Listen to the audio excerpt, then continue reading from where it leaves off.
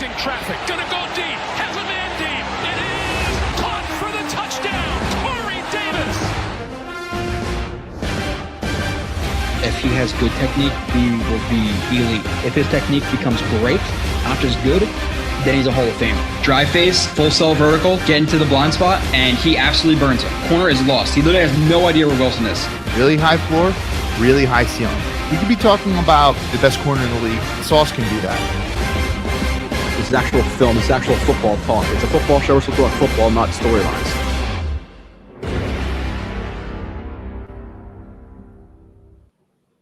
And you are watching another edition of Blewett's Blitz. Kyle, it's starting to ramp up a little bit now with training camp happening, preseason, the first preseason game in 8 days, if my math is not terrible. Something like 8 days. Breaking down that, doing plenty of reviews that all still have to get out to you guys. But before we get into the rest of the housekeeping, Kyle, what is up? Not too much, Joe. I didn't get an invite this year to watch the preseason game. Yeah, I have work right after. So I think I'm probably going to watch the game, take a nap, and then go to work, which is unfortunate because last year I had a few brews and then we talked about the preseason game right after on a live stream until about 3 o'clock in the morning. So I can't repeat that. Maybe the second or third game I can. But happenings, Mets are hot. I think they're playing the Braves tonight, right? Swept the Yankees, which was nice. I brought that up. I don't know if that was last stream or not, but that's always fun.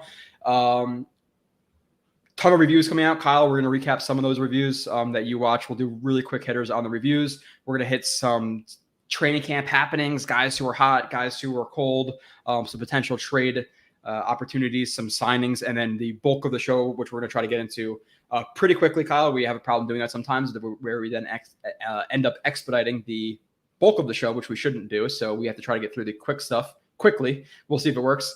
But with that being said, the only other thing, follow me on Twitter, JoeRB31. Kyle, you're on Twitter at Kyle J. Smith. You don't really tweet too much, but I think I'm 14 away from like 7K. So that's nice. And I think we're only 50K away from 7K on YouTube as well. So make sure you like and subscribe and then get some other people in here because that's appreciated. Kyle, do you recommend them following your Twitter and get back on there? You know, write a Zonovan Knight article or what's going on with that? Because we're going to figure out about that in a minute. I will not be writing a Zonovan Knight article. I can assure you of that. Yeah, I'll probably start tweeting more once the season starts, I guess. Okay.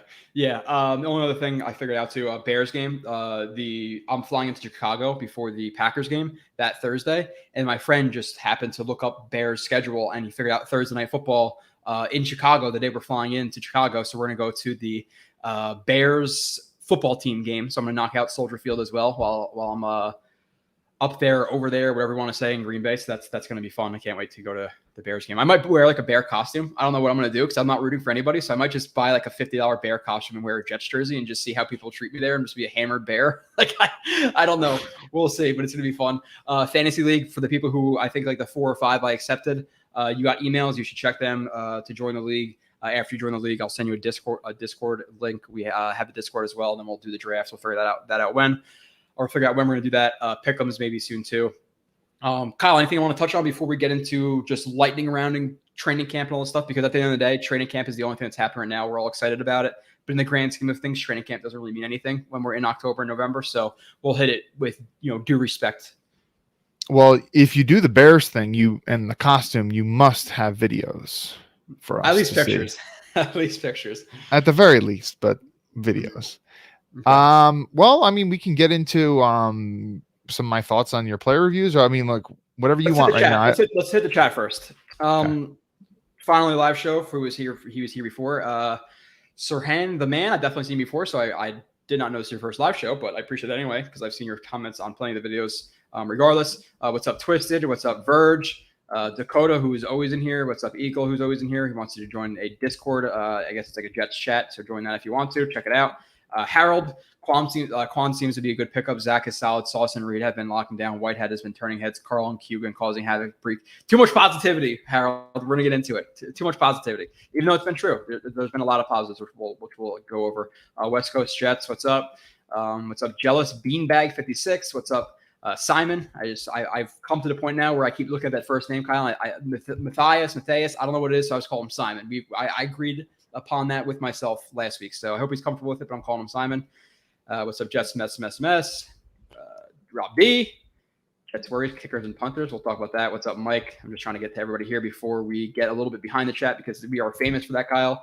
If anything, being 45 minutes behind the chat. That's more me than you, but I apologize to people who I do not hit. Been a while, yeah, Twitch, I haven't seen you in a little bit, but obviously the new excitement of training camp and the preseason games bringing some more people out, so I appreciate the traffic already. Snoopy, Marvin, Sneakers to Boots, Rob B, who I think I already highlighted, NJZ, plenty of people, D Mars, Nicholas Cook. Bills are imploding from what? I don't know. Snoopy, Josiah is close on how to run a modern day. Yeah, I heard he's like meeting with Kevin Durant soon, right? I don't know what's going on with that, but listen, like at the end of the day, I want the Nets to win a championship, so I kind of want him to stay. At the same time, he's probably one of the he's one of the players in the NBA. Last couple of years, I hate the most. Just the fact that again he left the Thunder how he did for the Warriors was pretty cowardly move to me. So we'll see what happens. But without him, we're not going to win anyway. What's up, Stephen Angle? Sorry, Kyle. I'm just getting through all these. I told me to just leave you in the dark over there. What's up, Iowa Jets fan? Blewett's top 10. I'm not sure. Oh, Kyle, our next show that we're doing is our top 25, which I'm not going to lie is probably my favorite show of the entire year. I don't care if other people enjoy it. I love doing the top 25 list. Have you, while I scan through the rest of the chat, have you added any names to the top 25? Have you thought about it? You put your top 5, 10 down? Well, I mean, I've thought about it, but I actually haven't started writing names down yet. Yeah. So I will be doing that obviously in the next 2 weeks. You'll notice in some of my reviews, which Kyle watched a lot of them, which by the way, speaking of reviews, Kyle knows, Kyle ruined my fucking week. I'm sitting there having dinner. Kyle texts me. He's like, hey, 2 of your reviews that you put up don't have any sound. And I'm like, no way. Went back and checked. No sound. And then, I was like, oh yeah, by the way, Herbig too. So I recorded Jacob Martin, which was 2 hours, Jordan Whitehead, which is a little bit over 2 hours, and Nate Herbig, which is like an hour and a half. None with audio. So that was absolutely terrible text. So was the reason what I suggested was the reason? Was that the reason why? I just think my settings in my Zoom were like the microphone was set to something else, and so my microphone that I plug in wasn't catching it. I don't know. It just it sucked. Maxwell, what's up? Hey, with it, what's up? Joe, Kyle, you guys make it to the green. I'm assuming that's green bean because I know he's done it in the past. I don't know when it is. To me, one, I'm probably going to work the day before and the night after. I have to take a personal day for the game, so I'm just going to be able to get off for that night or the night before. So I have to go into work midnight after. So I'm probably not going to be off, so probably not, but you never know. Positivity because Zach Wilson's been amazing camp. Jan, what's up, Jan? Miss you boys. Can't wait till the season. Jan, we miss you too. Haven't seen you in a little bit, but $20 super chat, just slinging it on the table, Kyle. Starting the show. Thank you so much, Jan. Which I got to send you some super chat money, Kyle. I got to do is Jan going to week 1? I don't know if Jan's coming to week 1. Jan, you coming to week 1? I talked to Ryan from Jets Talk. I think it's going to be like J2, J3, which is perfect because I park in J1 regardless. So looking forward to meeting some of you guys. It's going to be an interesting balance of drinking enough to where I like to get a little bit, I like to get a little rowdy for the first game, drinking while also being respectful to the people who want to chat, whether that be Ryan or Tyson or Green Bean or whoever else, viewers, listeners. So are you saying that when you drink too much, you become a jerk? Is that what you're saying? No, I'm saying I don't know if I'm going to have the actual time to get the liquid down my throat because there's so many people there I want to talk to, So Justin Sanders, what's up? Jeff for 2. Damn. You say my name correctly? Farhan the man? Is I'm saying that? He's saying you did say it correctly. He's saying you did say it correctly. What's up? Italy, Pirlo. I'm gonna have to. Which one? I appreciate that. Why are you there? Or why are you watching us from there? And 2, I'm going to Italy in September, and I'm gonna have to try to watch the games from there. And I think he might live in Italy. Pirlo. I mean, that's an Italian name. I don't think he would say he's watching from Italy right now because I think he would have mentioned that already in the past. Probably. Well, he's probably just doing a family vacation or something, visiting some of the. I think the ancestors. I think the games are like 7:00 in Italy, the Jets games. So I'm going to like try to get everything done really quickly. But hey, let's instead of that 8:00 reservation in the morning, let's make it 6:00 and just have a really early day and get in bed nice and early at nighttime and sneak it because Italy, it could be difficult to watch Jets game. I have no idea how I'm going to do it. So if you guys can help me out, I don't know how that's going to work.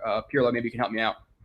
Fantasy League is full. Pirlo every year again. I'm going to rotate like the bottom 4 or whatever. So next year, hopefully you can be in it. But I see some people asking about that. Hey Joe and Kyle, love to see you. Yeah, Kyle, obviously. Oh, dude. Want to hit on that really quickly? You can go ahead. Yes. Go ahead. Hit on that before we hit into some of our fast topics. I'll scan through the rest of the chat real quick. Well, I don't claim to know a ton of the details, but for people who might not know, so long story short, we've heard for a while now that the Dolphins were interested in signing Tom Brady. Now, apparently, discussions had even went further than that. Like, apparently, there was some discussions with maybe even Brady having like a minority stake in like ownership or something like that, if I didn't get that wrong. But apparently, they contacted him on several different occasions across several different off seasons while he was under contract. And I heard Goodell say something that in all of his experience as NFL commissioner, he's never seen this amount of tampering over such a prolonged period of time to this extent. Hence why they lost a first rounder and a third rounder.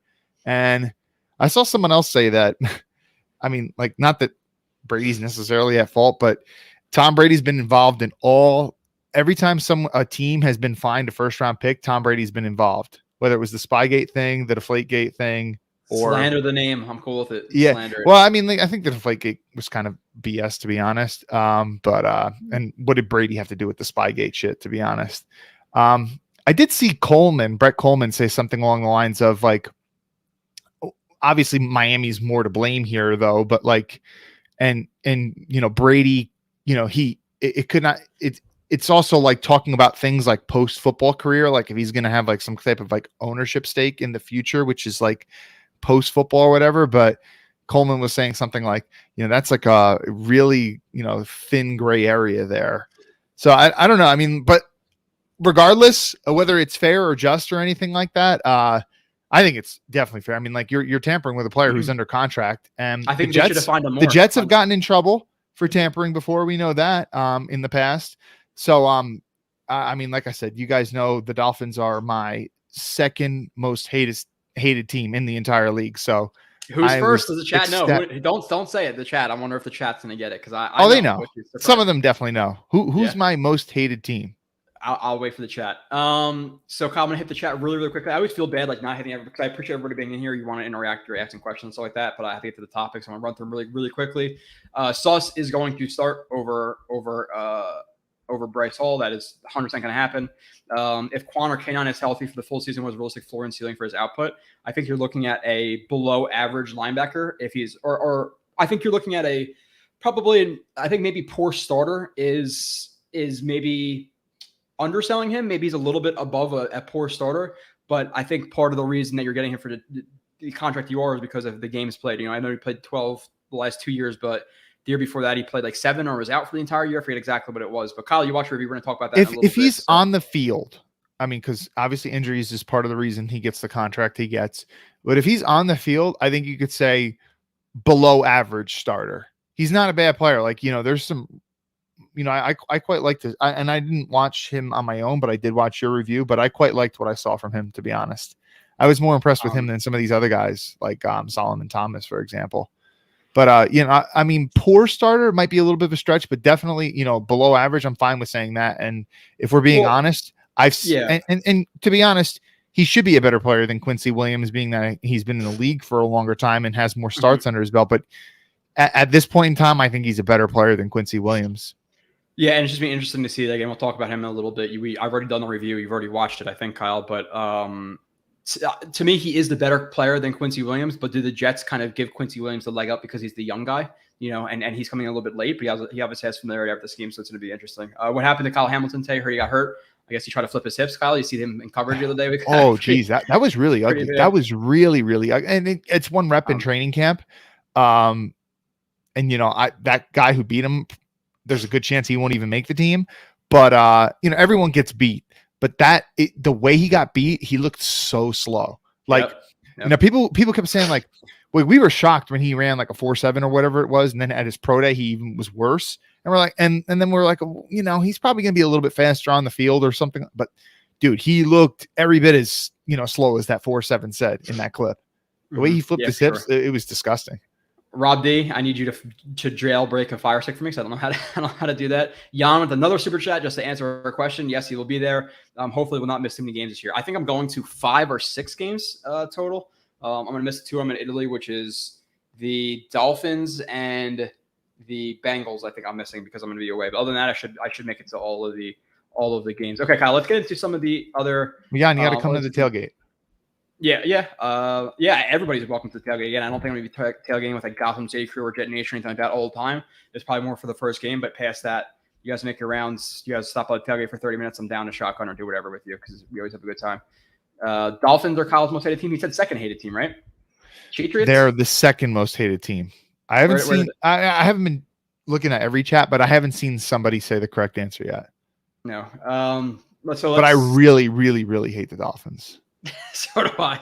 So Kyle, let's hit on a few new film opinions. Then we're gonna get to training camp. We're gonna get to quotes, and we have to jump into the stat predictions because that can last quite a bit. As we know, I think it's usually a 3-hour show, so we really have to expedite. So we have to keep that in the back of our mind because we both get into talk. I say a lot of words. You say less words, but in a slower manner. So we could just you could talk forever. So Bam Knight, you were given the task of watching Bam Knight over recent weeks because he was the potential fourth running back for the Jets. I want your opinions on Bam Knight, and then past that, if you can kind of parlay, I don't know, but parlay that into a conversation about the Jets' fourth running back and who do you think that should be over Bam Knight, P. Ryan, Ty Johnson, Nick Baldwin. Like, what are your thoughts overall? Okay, so I watched 2 of his games. One of them was against Clemson, and the other I think was against Florida State. I had 3 available, but quite honestly, after watching the second one, I was like, yeah, not worth my time. I don't think he should make the roster. I don't see how he can make the roster. I don't really see what the upside is. I mean, what do you think he does well? Because I don't think he does anything particularly well. I heard he was more of like a power guy, more of a power and balance guy. But again, I didn't watch Kyle. That's why. He's not the easiest dude in the world to bring down. But I mean, the dude is like, he is slow, man. Like you watch him, like try to see him get to the outside on a run. Like he gets caught by dudes chasing him from the back end. I mean, he's got like no acceleration. He's got no burst. He doesn't really cut very well. I don't even think he has good vision. Like there are times like, sometimes you'll pause it and you'll see like, okay, he can maybe cut it backside here. And then he just like will run into the back of his offensive lineman. I do not think he's a good player. I don't see how he could possibly make this roster. All right. There we go. Dom C says Hamilton, which I appreciate being here. Dom C, Hamilton and Linderbaum both hurt today. Not sure to the extent, but both helped off by training staff. Yeah, we don't know like the extent. Quinn Williams was he was hurt and he was on the ground by trainers, whatever, and he got Cheeto chopped in the neck. So what is it? I think that the Ravens did just lose a linebacker, like a vet linebacker for the entire year, to like a torn Achilles or something like that. No, not a name I recognize. So it's Vince Beagle. Vince Beagle. Okay. So we work past Kyle. We work past Knight. I believe in the order, Kyle. Again, we just hit on these pretty quickly, or at least you can because you're the one who watched them. People will be able to watch them once they come out. But I think the first one you probably watched that was new was DJ Reed. So opinions on the DJ Reed review, as we do. Okay. Anything new we learned about him, overall feelings, etc. Okay, so when Blewett had told me, he's like, hey, listen, I posted the Reed review. You can watch it if you want. I was like, okay. So then I watched it a couple days later. And actually, when you texted me, you had said that, it was like an review. And what I understood from your text message was meaning like you weren't super impressed with the way that you explained his play and stuff. That's the way I understood it. So I watched, and then I said, I think the review in terms of how you explain things was fine. I think you're just lower on the player. Like, I think that when you got towards the end of the review, you kind of realized in your head, I'm not as high on him as I was initially after rewatching his tape. That's what I think. I'm kind of speculating. I can't get into your head, Joe, but knowing you the way I do, I think that that's the case.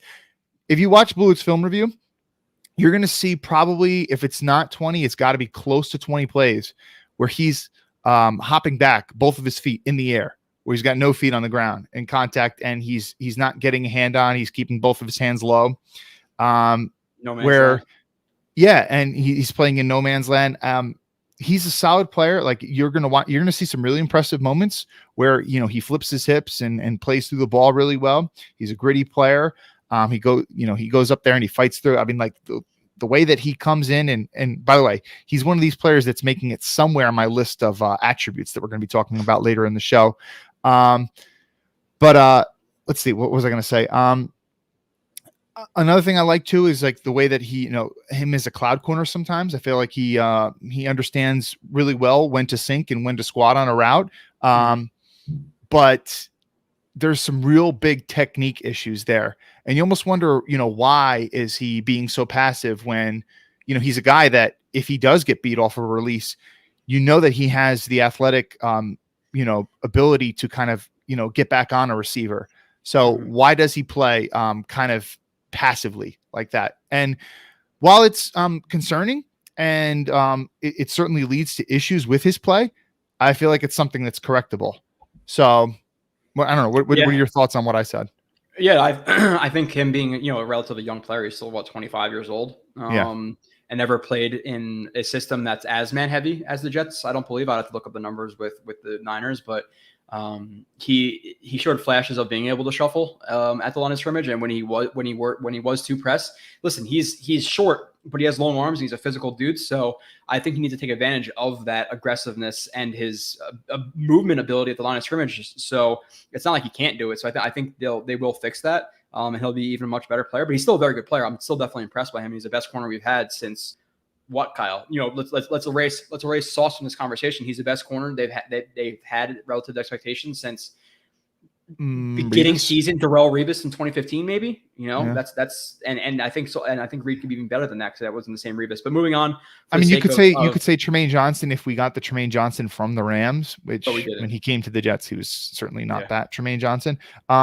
Yeah, no, I wasn't trying to lead anywhere. We've been high on Reed since the signing. I just meant the only point of me saying that was maybe, and Joe even said, I'm probably going to knock him down a couple spots in my top 25 list after rewatching it. So that was the main point that I was making right there. Okay. So, Kyle, but yeah, part of the reason we do this is because the little details matter. Sorry, what were you saying, Joe? No. Sorry, I was moving on to the next guy. I didn't know you had anything else to say, but going to move to the next guy. The guy who I will be getting a jersey of. Apparently, I guess he wears number 83, Kyle. But what are your opinions on the guy you're about to purchase me? I'll take it in. I guess green. I'll do green for him. I think that's a classic. Gotham green. Gotham green. Nice little gritty number for him. Yeah, that's if he has a good season this year. He's gonna have a good season. Okay, so before you even give it away. Well, I thought about that too. What does constitute as a good relative season? to expectations? Like, do we have is it the eye test and we can disagree upon it? Yeah, we're not gonna make a stats thing. It's gonna be an eye test thing. Like if he disappoints, because obviously you're really high on him. You were high on him at the point in time when you first started watching him. Then after you rewatched his tape, you were high on him. Even probably more so. If he kind of disappoints and doesn't live up to expectations, then we're going to consider that a bad season. Who is that player, and what did you think of the review? So we're talking about Mr. Conklin. Why Tyler Conklin, right? Tyler? Is it Tyler? Yeah, Tyler. Yeah. I was thinking of his brother for a moment. What's funny? Guess how many times, Joe, you used the word rocker in your review? You counted? I didn't count, but I didn't count manually. I had some technological means help me count. Like the scripts. Yeah.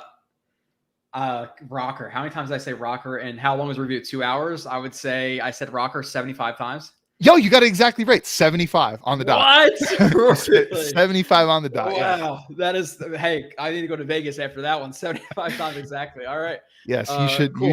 You should do some gambling today. Yeah, 70. So you watch Blewett's review of Conklin, and he's like, Conklin again with a rocker, hits him with a rocker. And you're like, I almost feel like he does it too much, but we're like, but when the result is this, and he's got like 3 yards of separation on the linebacker, or it was a safety, you're like, how can you argue with it?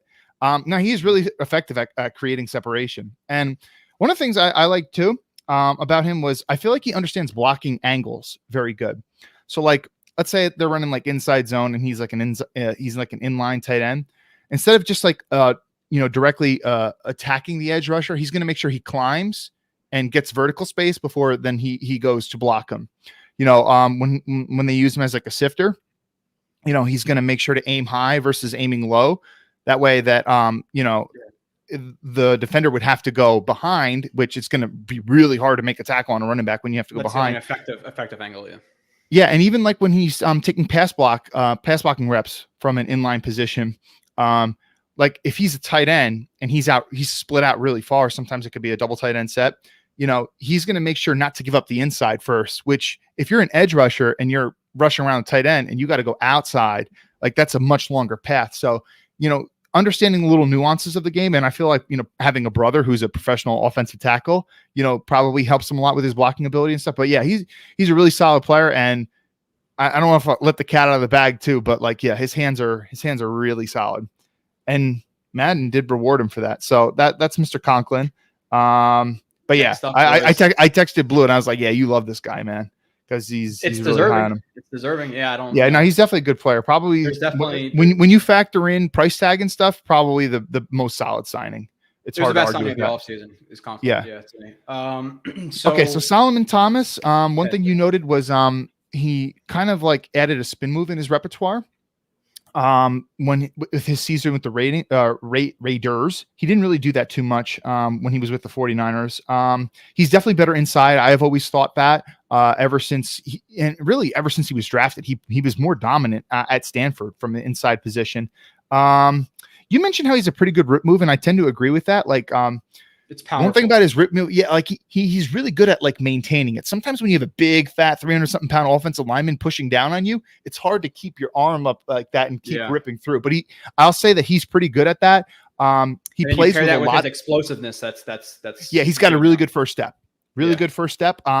Sometimes after the first step, it's not always as smooth or whatever, but he plays whistle to whistle. You'll see him on backside of runs running to the ball carrier. So I like a player like that. Now, quick question before we move on to the next guy. I think I said in the review, I'm not sure if maybe it was the live stream, I don't know, but I think him at the end, maybe him, JF, or him.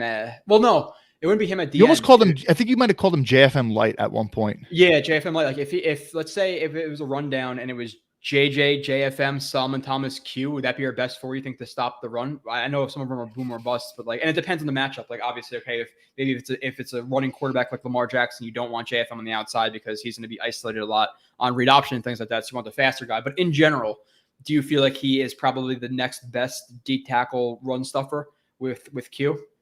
That's good. I would have to give him the edge up over Sheldon Rankins, and definitely over Shepard.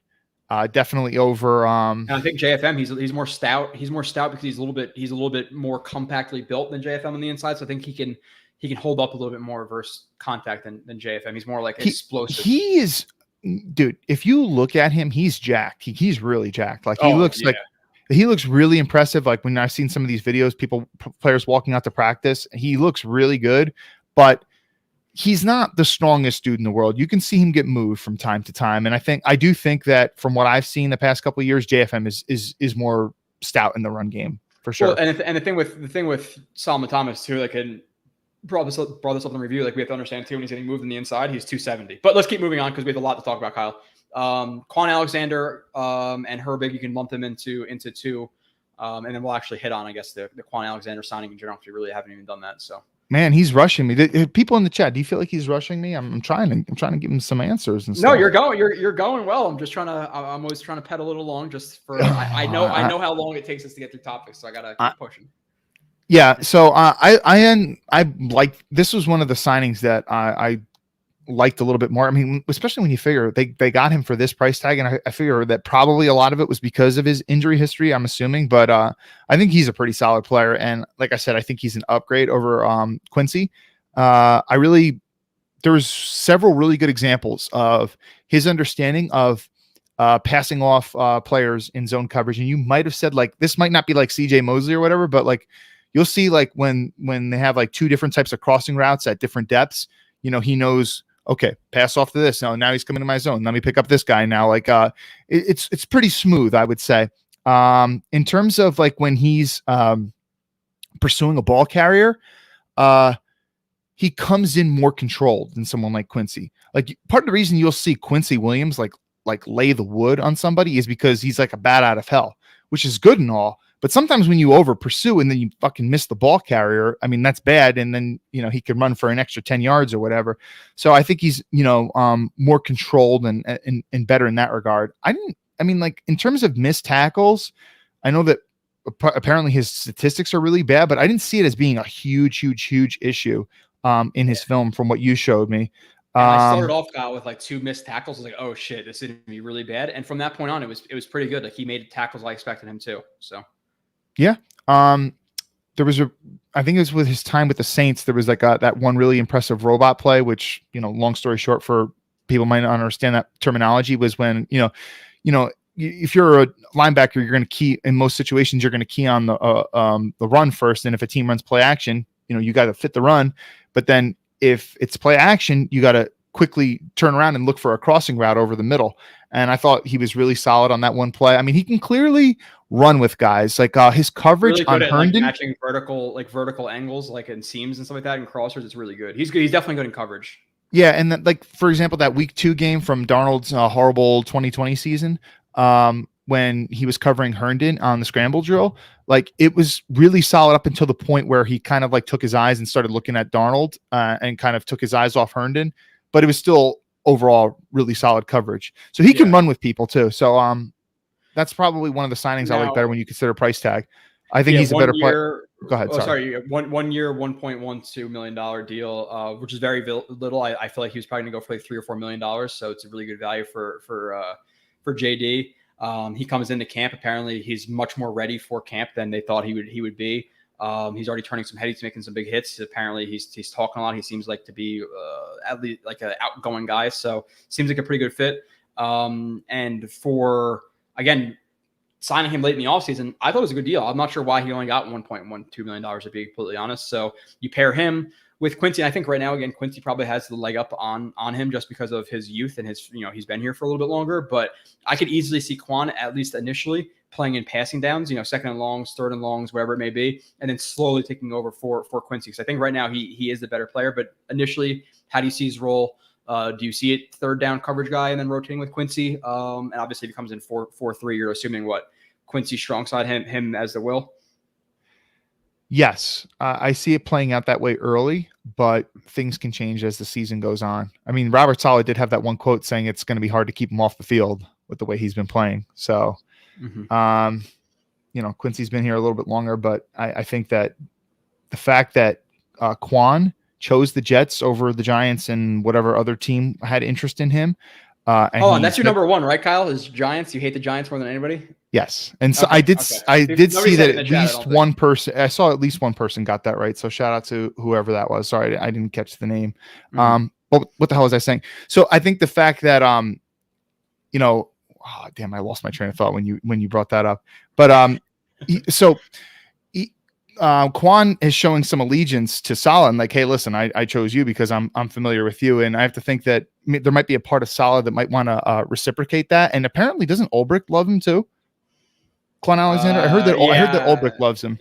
Yeah, he said he compared him something like he's like having something a little bit in your Coke, like I guess like Jack or whatever he's putting in Coke, and then he said like we didn't need him, but it's really nice to have him. So he seemed to give him rave reviews. So it seemed like they both like him quite a bit, but they also seem to both like Quincy Williams quite a bit. So we'll see how it plays out.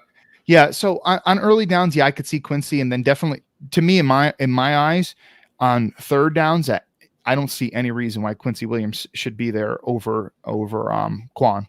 There are certain alignments, like if they're like pressing the A gap, I would have him. And again, this is not going to happen, but just talking about like roboting or doing something like that, I would have him over Mosley in some of those roles. If he's really asked, like Tampa 2, like I'd rather have him in Tampa 2 than Mosley at this point.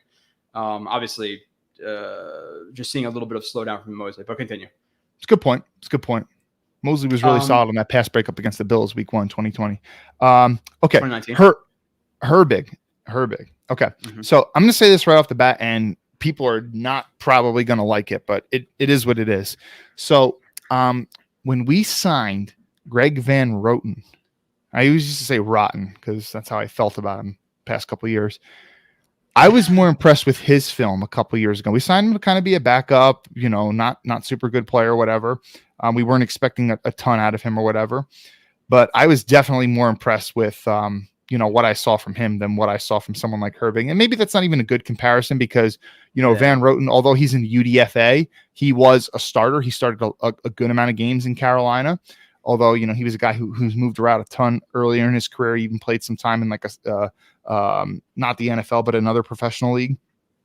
For the people who are thinking like Herbig's like a really solid backup guard, I would slow your roll with that a little bit. I mean, like he's a very limited athlete. You see why he was undrafted.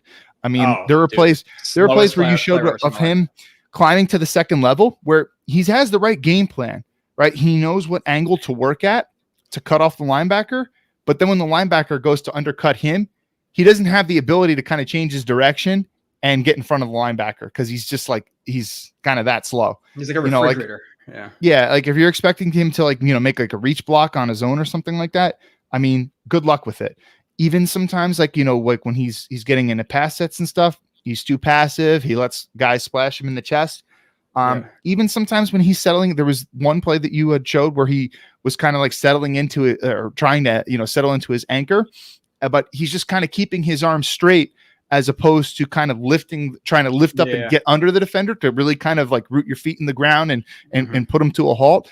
But he's just kind of like, almost want to say like playing patty cake with him. And the defender is able just to shoot his hands off. So, I mean, not only is there a lack of athleticism there, but you're wondering when you have a player that plays like that, is he a dog, right? Like, is there a mean streak in him? And I didn't really see any, mean streak. So there are two things I could definitely squash right off the jump. I heard that he was an aggressive player. He has absolutely no mean streak to him. And two, people are like, oh, well, he could be backup tackle. He is not. He is not playing backup tackle ever. I was surprised he even played center. But with that being said, I think he's pretty solid in pass protection, like understanding like how to pass off stunts and blitz and things like that. So I think he has like his floor isn't so low where I'm concerned about him coming in, but he's not going to make a bunch of splash plays. That's for sure. But some other positivity about going to camp. Everybody's off the injured list right now. Coleman came off the non-football injury list or whatever it was. I think he's just sick. Rucker came off. Fant came off. So I don't really want to say it. I'm going to knock on multiple different pieces of wood. The Jets are healthy right now. Hopefully it can last, but we'll see. Other than that, before we get into some just training camp stuff and some quotes again, I sifted through all the interviews. Some of them, like I'll go back and delete it. Some of the quotes are kind of stupid, but it is what it is. But Kyle, one of the last topics we're getting to training camp is Tevin Jenkins, 2nd round pick last year by the Bears. Apparently, he came in I think 2 or 3 games at the end of the year. I don't think he played terribly based on what I've heard, but he's fallen out of favor with the Bears GM and their coaching staff. So now they're looking to trade him. Obviously, how healthy is he? Why exactly are they trading him? Is there something that happened behind the scenes that we're not privy to? Most likely. Did they have a new GM there? Obviously, they have a new coaching staff, but did they have a new GM? Yeah, new GM too. So okay. Mims for Tevin Jenkins, straight up, Kyle. You doing it? Backup tackle. I want to say yes. But how the hell has he fallen out of favor so quickly? Yeah, I don't know. Apparently, there's some questions about his like laziness and apparently there was a big injury concern with him too, which is part of the reason he slid a little bit in the draft or something like that, and didn't play for so long. So if it's injury and a big character concern, I don't know if I want to make that trade. Mm-hmm. But yeah, it's a situation, Kyle, where like we don't have the stuff behind the scenes, so we have the surface level information. We have 5% of the information. There's 95%, under the surface, so it's kind of hard for us to really predict, to be completely honest. And to be fair, while we did see some of his, he was a Senior Bowl guy, right? Played in the Senior Bowl. Yes, but I'm not 1,000% sure. And he was one of those players that was kind of hyped up on Twitter a lot. So naturally, I saw some of his college reps and things like that, but neither of us watched him extensively, so it's a little bit tough to say. Mm-hmm. Okay, so I'm gonna fly through some of the training camp stuff, and then the quotes after. Again, us, like I have Breece Hall getting rave reviews. Is there anything for us to really talk about that, Kyle? No, but I'm just gonna mention it in passing. If you want to hit on anything, you hit on it. But Breece Hall is getting some reviews. Listen, I think it's about explosions like that, but running backs, Romar Morris was standing out at one point, so it's really hard for running backs to stand out in any meaningful way. So put way into that topic as much as you want to know. Running backs are never brought to the ground in training camp. Mm-hmm. So literally you're not allowed to bring the running back to the ground. So that's a big, it's in that aspect, just that alone, like that's so hard to evaluate them. So anyway, go ahead. Oh yeah. Well, like just like squirting through a gap, like the amount of many hands can be on them and how many hands are actually trying to bring them down. But no, other than that, Garrett Wilson apparently is impressing people, making some highlight plays every single day. They're seeing some of the natural ability, which some people now are comparing him to Odell Beckham-like movement skills, which is interesting, Kyle, because I've seen that somewhere. Who said that? I don't know who said that. Somebody said that on this stream right now. No. I'm saying like who started picking up. I saw it on Twitter. Like people were talking about his explosion. Maybe I don't remember who exactly it was. It was somebody. I saw it. It was somebody. I'll find it. Zach Wilson's getting reviews. Because it'd just be funny if it's like a mainstream type of beat reporter and it's like, Yeah. You're the guy making all this change, and granted, someone else could see the same thing too, but I don't know that anyone else, like, especially if they phrase it exactly like the Odell Beckham like movement skills. Like if they're saying it that same exact way, then you know where it's probably coming from. I mean, like you could say like maybe one thing is someone said and they completely had their own independent thoughts. He reminds me a bit of Odell Beckham, but if they said Odell Beckham like movement skills, that's a little bit sketchy. So Garrett Wilson impressing. He had a diving catch that they put up as a highlight that wasn't a diving catch because he dropped the ball, which I talked about in his review, Kyle, which you guys will see. He does have a problem coming back to the ball with being able to bring it in. But nonetheless, Zach Wilson the last 2 days has been impressing too. Started off a little bit not as well, but the last 2-3 days he's absolutely lighting it up. There was a large portion of practice, might have been the entire practice, where he did not go without a incompletion, or he went without an incompletion, which is obviously impressive. Past that, Lawson, they are playing him to, people said like 50%, not really playing him a ton, and at first he was a little bit slower coming back, but apparently now he's absolutely destroying guys. So he's regaining his form of last year, or he has that form back of last year. You're just not seeing it as much because he's not playing as many reps. But obviously that's a very good report. Want to hit on any of that before I move on to some of the other reports that we're hearing out of training camp really quick? I do like that they're limiting Carl Lawson's reps. In terms of, I already hit on the Brees thing. Garrett Wilson, yeah, it was definitely a drop.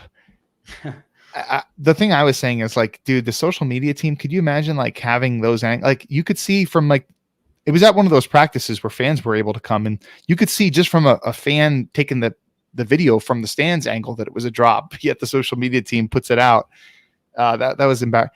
Yeah, I haven't heard enough good about him yet. Yeah, like I said 2 weeks ago, I think it's going to be a little while. It's probably not going to be till like the second half of the season that Garrett Wilson starts to kind of take off and come into his own. I don't think he's going to start hot out the gate like Justin Jefferson did.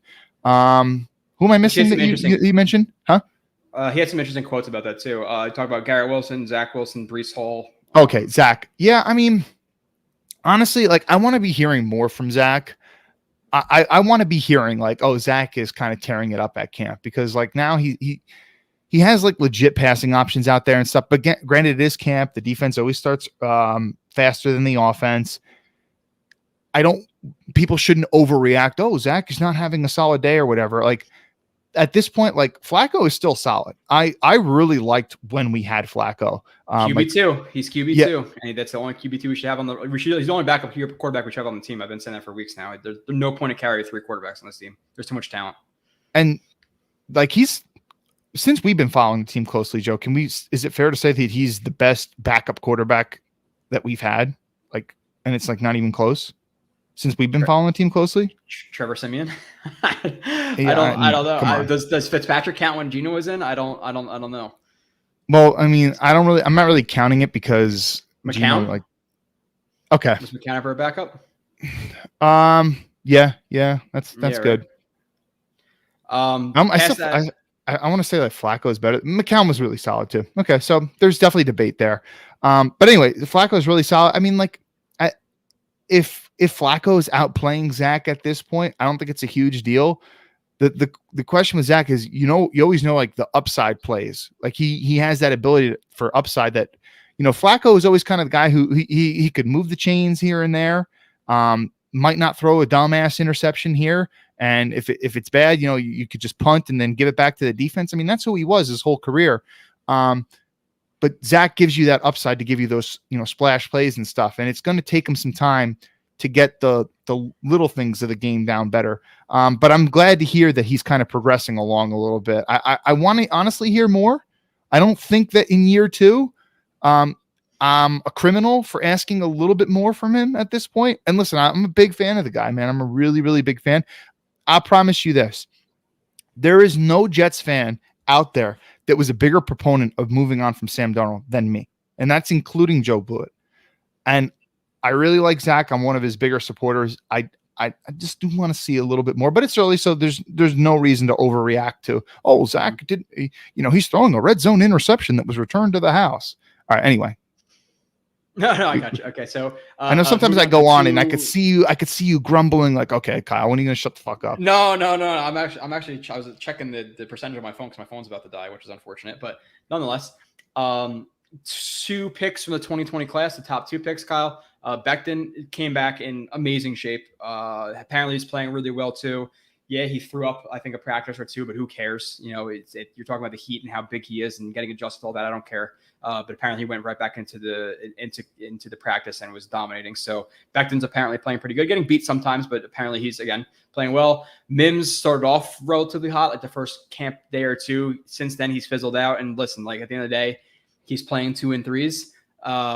Does he make the team? Like, I think he's fighting to make the team right now, not to be a guy who's gonna make 400 or 500 yards and be a guy who's gonna get his bunch of touchdowns. We talk about Mims so many times, it's almost exhausting at this point. But what do you think about those 2 players? Becton, who it seems legitimate that he's like back, which is great, and Mims, who people are probably, again, maybe buying into a little bit too much, but he did have a good day or 2. So yeah, and it's also nice to hear after the way that Salah's been kind of like referring to him throughout the offseason and stuff, and being a little bit skeptical of him. The way that he's been talking about him recently is kind of like really reaffirming, like, oh, he's looking great. He's playing, he's playing great and things like that. So it's nice to hear that. I mean, I did see the one, he was blocking some coach with the bag and he kind of threw him.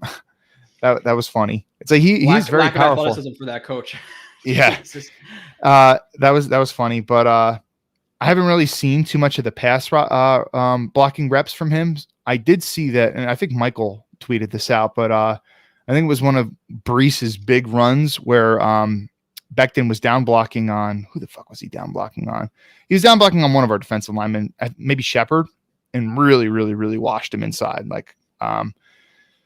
So, I mean, that's who Becton, I'm glad to hear that he's kind of back, so to speak. It seems like his knee is less of an issue now. I mean, like, that was kind of scary for a moment. Like when it's this injury that you're supposed to have this timetable on, and then it just goes way beyond what your expected timetable was. And you almost get like when something like that happens, you start to question in your head, like, is this going to be like a career type of thing? Like that's going to, be like an issue for his whole career. Cause like he's supposed to recover already. So anyway, it doesn't seem like it's an issue anymore. So I'm happy about that. And the other guy that you mentioned was who? Mims. Yeah. I mean, let's see more when the preseason games come, but yeah, I mean, if he's making no one can question his athletic ability. Like he made a ton of acrobatic catches at Baylor. So just because he makes some in training camp, I mean, what I want to know is like, what was the entirety of the route?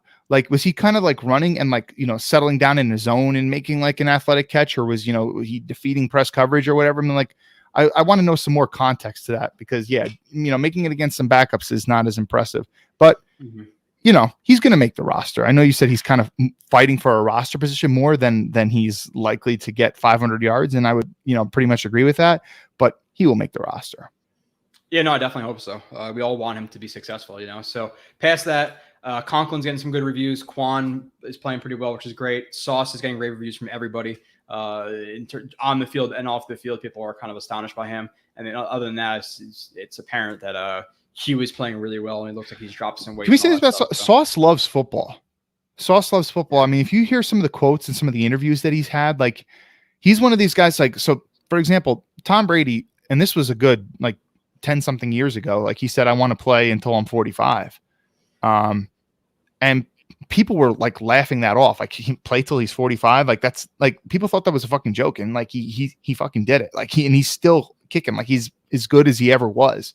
But Tom Brady like genuinely like loves football. And so, I mean, like granted they're a very different position, but Sauce really, really, really loves football. Like he was talking about like wanting to play like 15, 20 years or something like that. If I remember correctly, he said something along the lines of that. And like, he's one of these guys who's like always doing extra work and like always talking to the coaches on the sideline. I mean, some players, and we all played with these guys when we were in high school or whatever. Some players just want to get practice over. Practice sucks.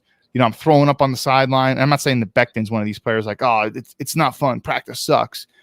Like you could tell Sauce is out there having fun and he's taken to coaching. He wants to get better. And, so when you combine his level of natural gifts with that desire, I'm glad that Michael put me talking about Sauce in the beginning of our intro clip, saying that he can be really, really good. Listen, man, I can't wait till we get to the stat predictions and some of the superlative stuff. Anyway, go ahead. I think Sauce is quickly becoming one of our favorite players on the team, and he's a rookie, so that's great. So Kyle, I'm going to read through some quotes. Stop me when you want to. And we've managed to convince a lot of people. We were first on that train, man. True. And now naturally, after your team drafts a player, fans come around and start supporting it and stuff. And we'll welcome you guys on the Sauce bandwagon for sure. But I know, right? Took a lot of people a little bit, right? We're talking about Sauce in January, so you should take Jermaine Johnson. Edge is more valuable than cornerback. Very take Jermaine Johnson at 4. Take Kayvon Thibodeau at 4. Neither happened, Kyle. We took Sauce over both of them, and we were both very happy about that. So I'm going to go into the quotes. You stop me when you want to hit on something. Other than that, I'm just going to mention in passing because they're quotes. You don't really mean too much. Zach Wilson, and these aren't verbatim, most of them, but he says accuracy comes from confidence in where to go with the ball and understanding the offense. I thought that was a really interesting quote because when you're overthinking things, it's going to come. You're going to have some accuracy problems and you're processing too much. So I thought that was an interesting little tidbit from him. Salah had really high praise for Bryce Huff, who I think. By the way, Zach's very impressive when you hear him speak in front of the media. Oh, for sure. And he's projecting a little bit more too this year. Like he seems a little more confident. I don't know if you see that, but Salah also had high praise for Huff, which again, I think is a guy who should make the roster. Again, if you're going to cut a Bryce Huff for a Kenny Yeboah type player, like you're trying to sneak an extra tight end, like it's going to be, so it's going to be interesting to see what happens with their predictions, but Huff needs to make the roster to me.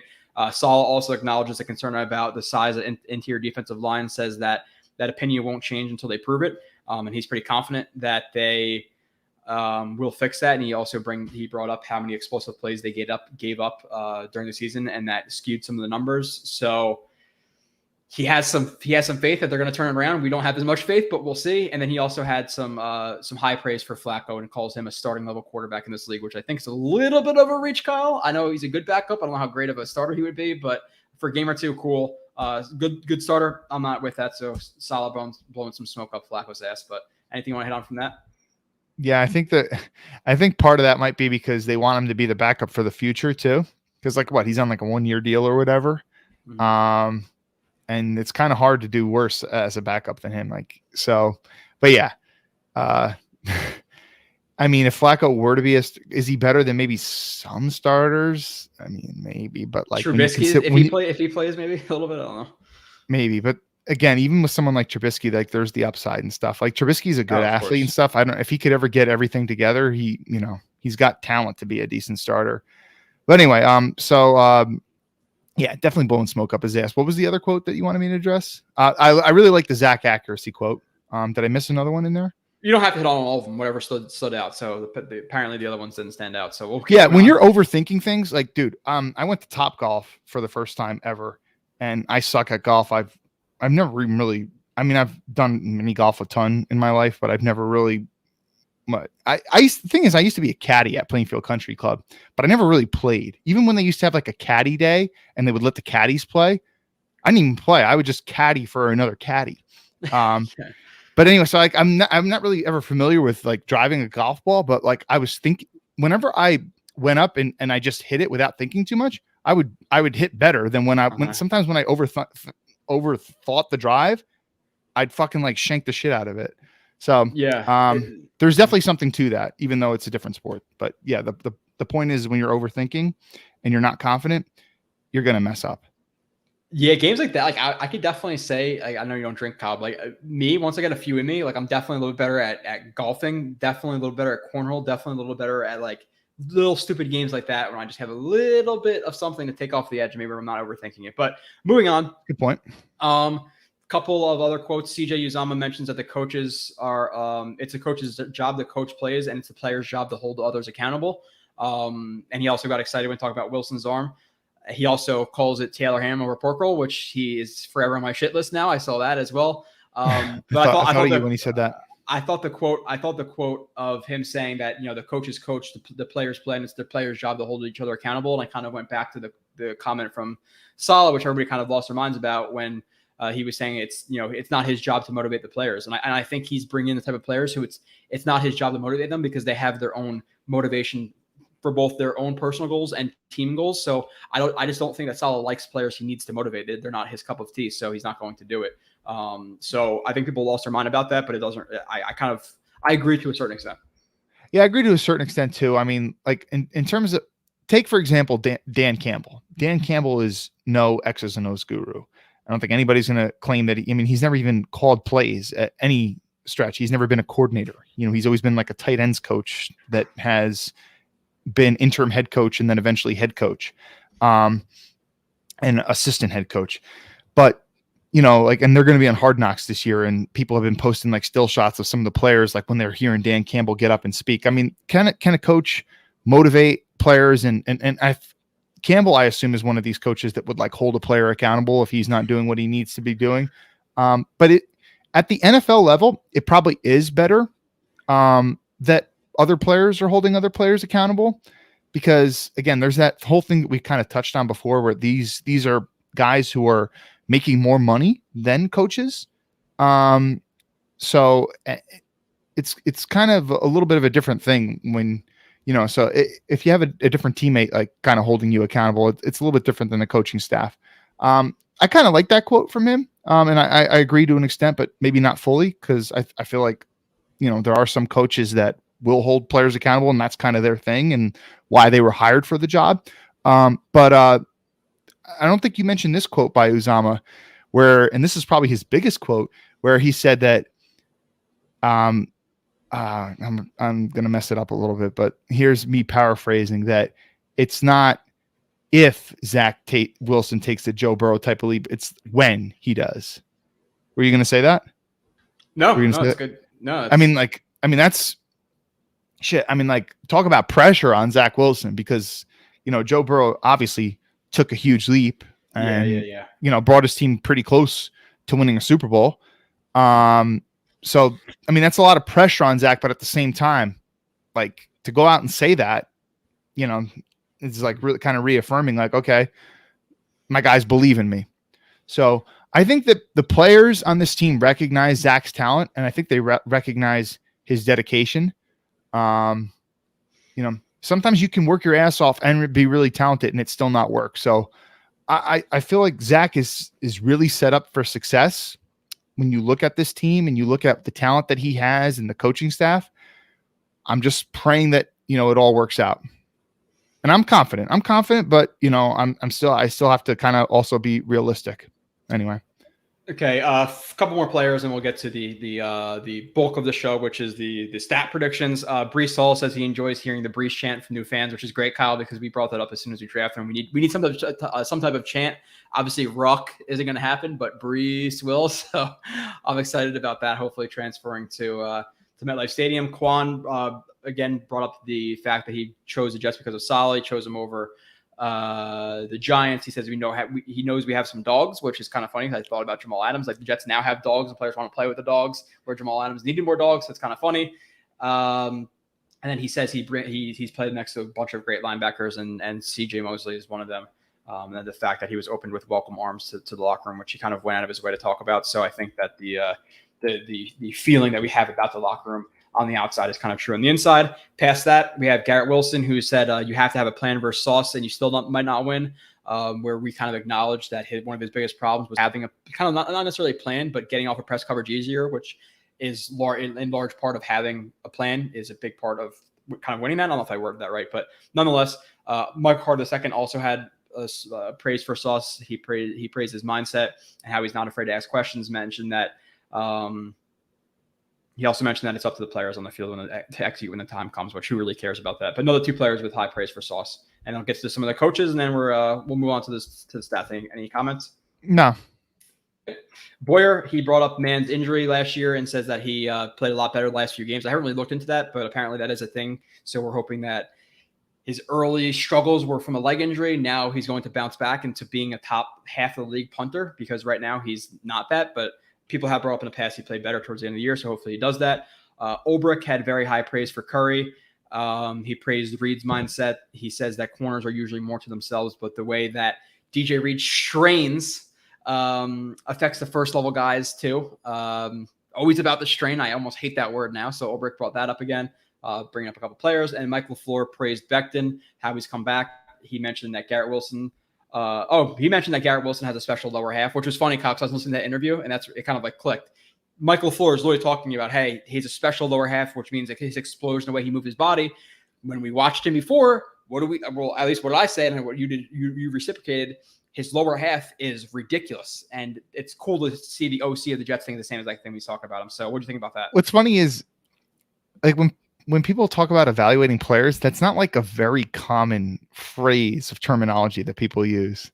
Yeah, so it's just funny. Well, obviously he does. In terms of I got to listen to more Ulbrich press conferences because apparently they're always interesting. Whether or not, I don't love his press conferences. I'm not a big fan of his. Everybody's amazing. Everybody has the best mindset. Everybody's a grinder. Everybody strains. It's just I can't with Ulbrich. He's not my favorite. Apparently he talks very confident though. He always sounds confident, which I guess means something. Yeah, I don't understand the strain thing. I have to figure that one out. Yeah, Wilson definitely has a good lower half, and in terms of the whole sauce thing, well, I said I wasn't going to comment on that, but yeah. Wilson does need to have a plan, and defeating press is not his main thing. I think it's Nimbley who keeps saying that one of the reasons why the Jets drafted Garrett Wilson is because he's good against press coverage. I don't know where he got that from or what he's seeing there, but I don't see that. He has the ability to be good versus press. He is not good versus press right now, but yeah, I just thought it was really interesting to, again, specifically when we're talking about him, one of the main points we brought up was his lower half, and again, to hear a coach say pretty much the same exact thing that we were saying is obviously a nice little pat on the back for JetX. So appreciated that. I saw that Michael tweeted out. It was like a picture of Wilson elevating to make a catch in practice, and then he also like tweeted out a picture of his spider graph with his vertical jump, which is like 36, I think, which is like maybe 57th percentile for receivers, and he's like, it just doesn't compute. And it's like, yeah, like although it's 36, he gets up higher than 36. Like that's one of those examples where the player plays better than the testing. Yeah. He also mentioned that he's really good at playing outside of his frame too, which is again another thing we mentioned. He also had some praise for Mims.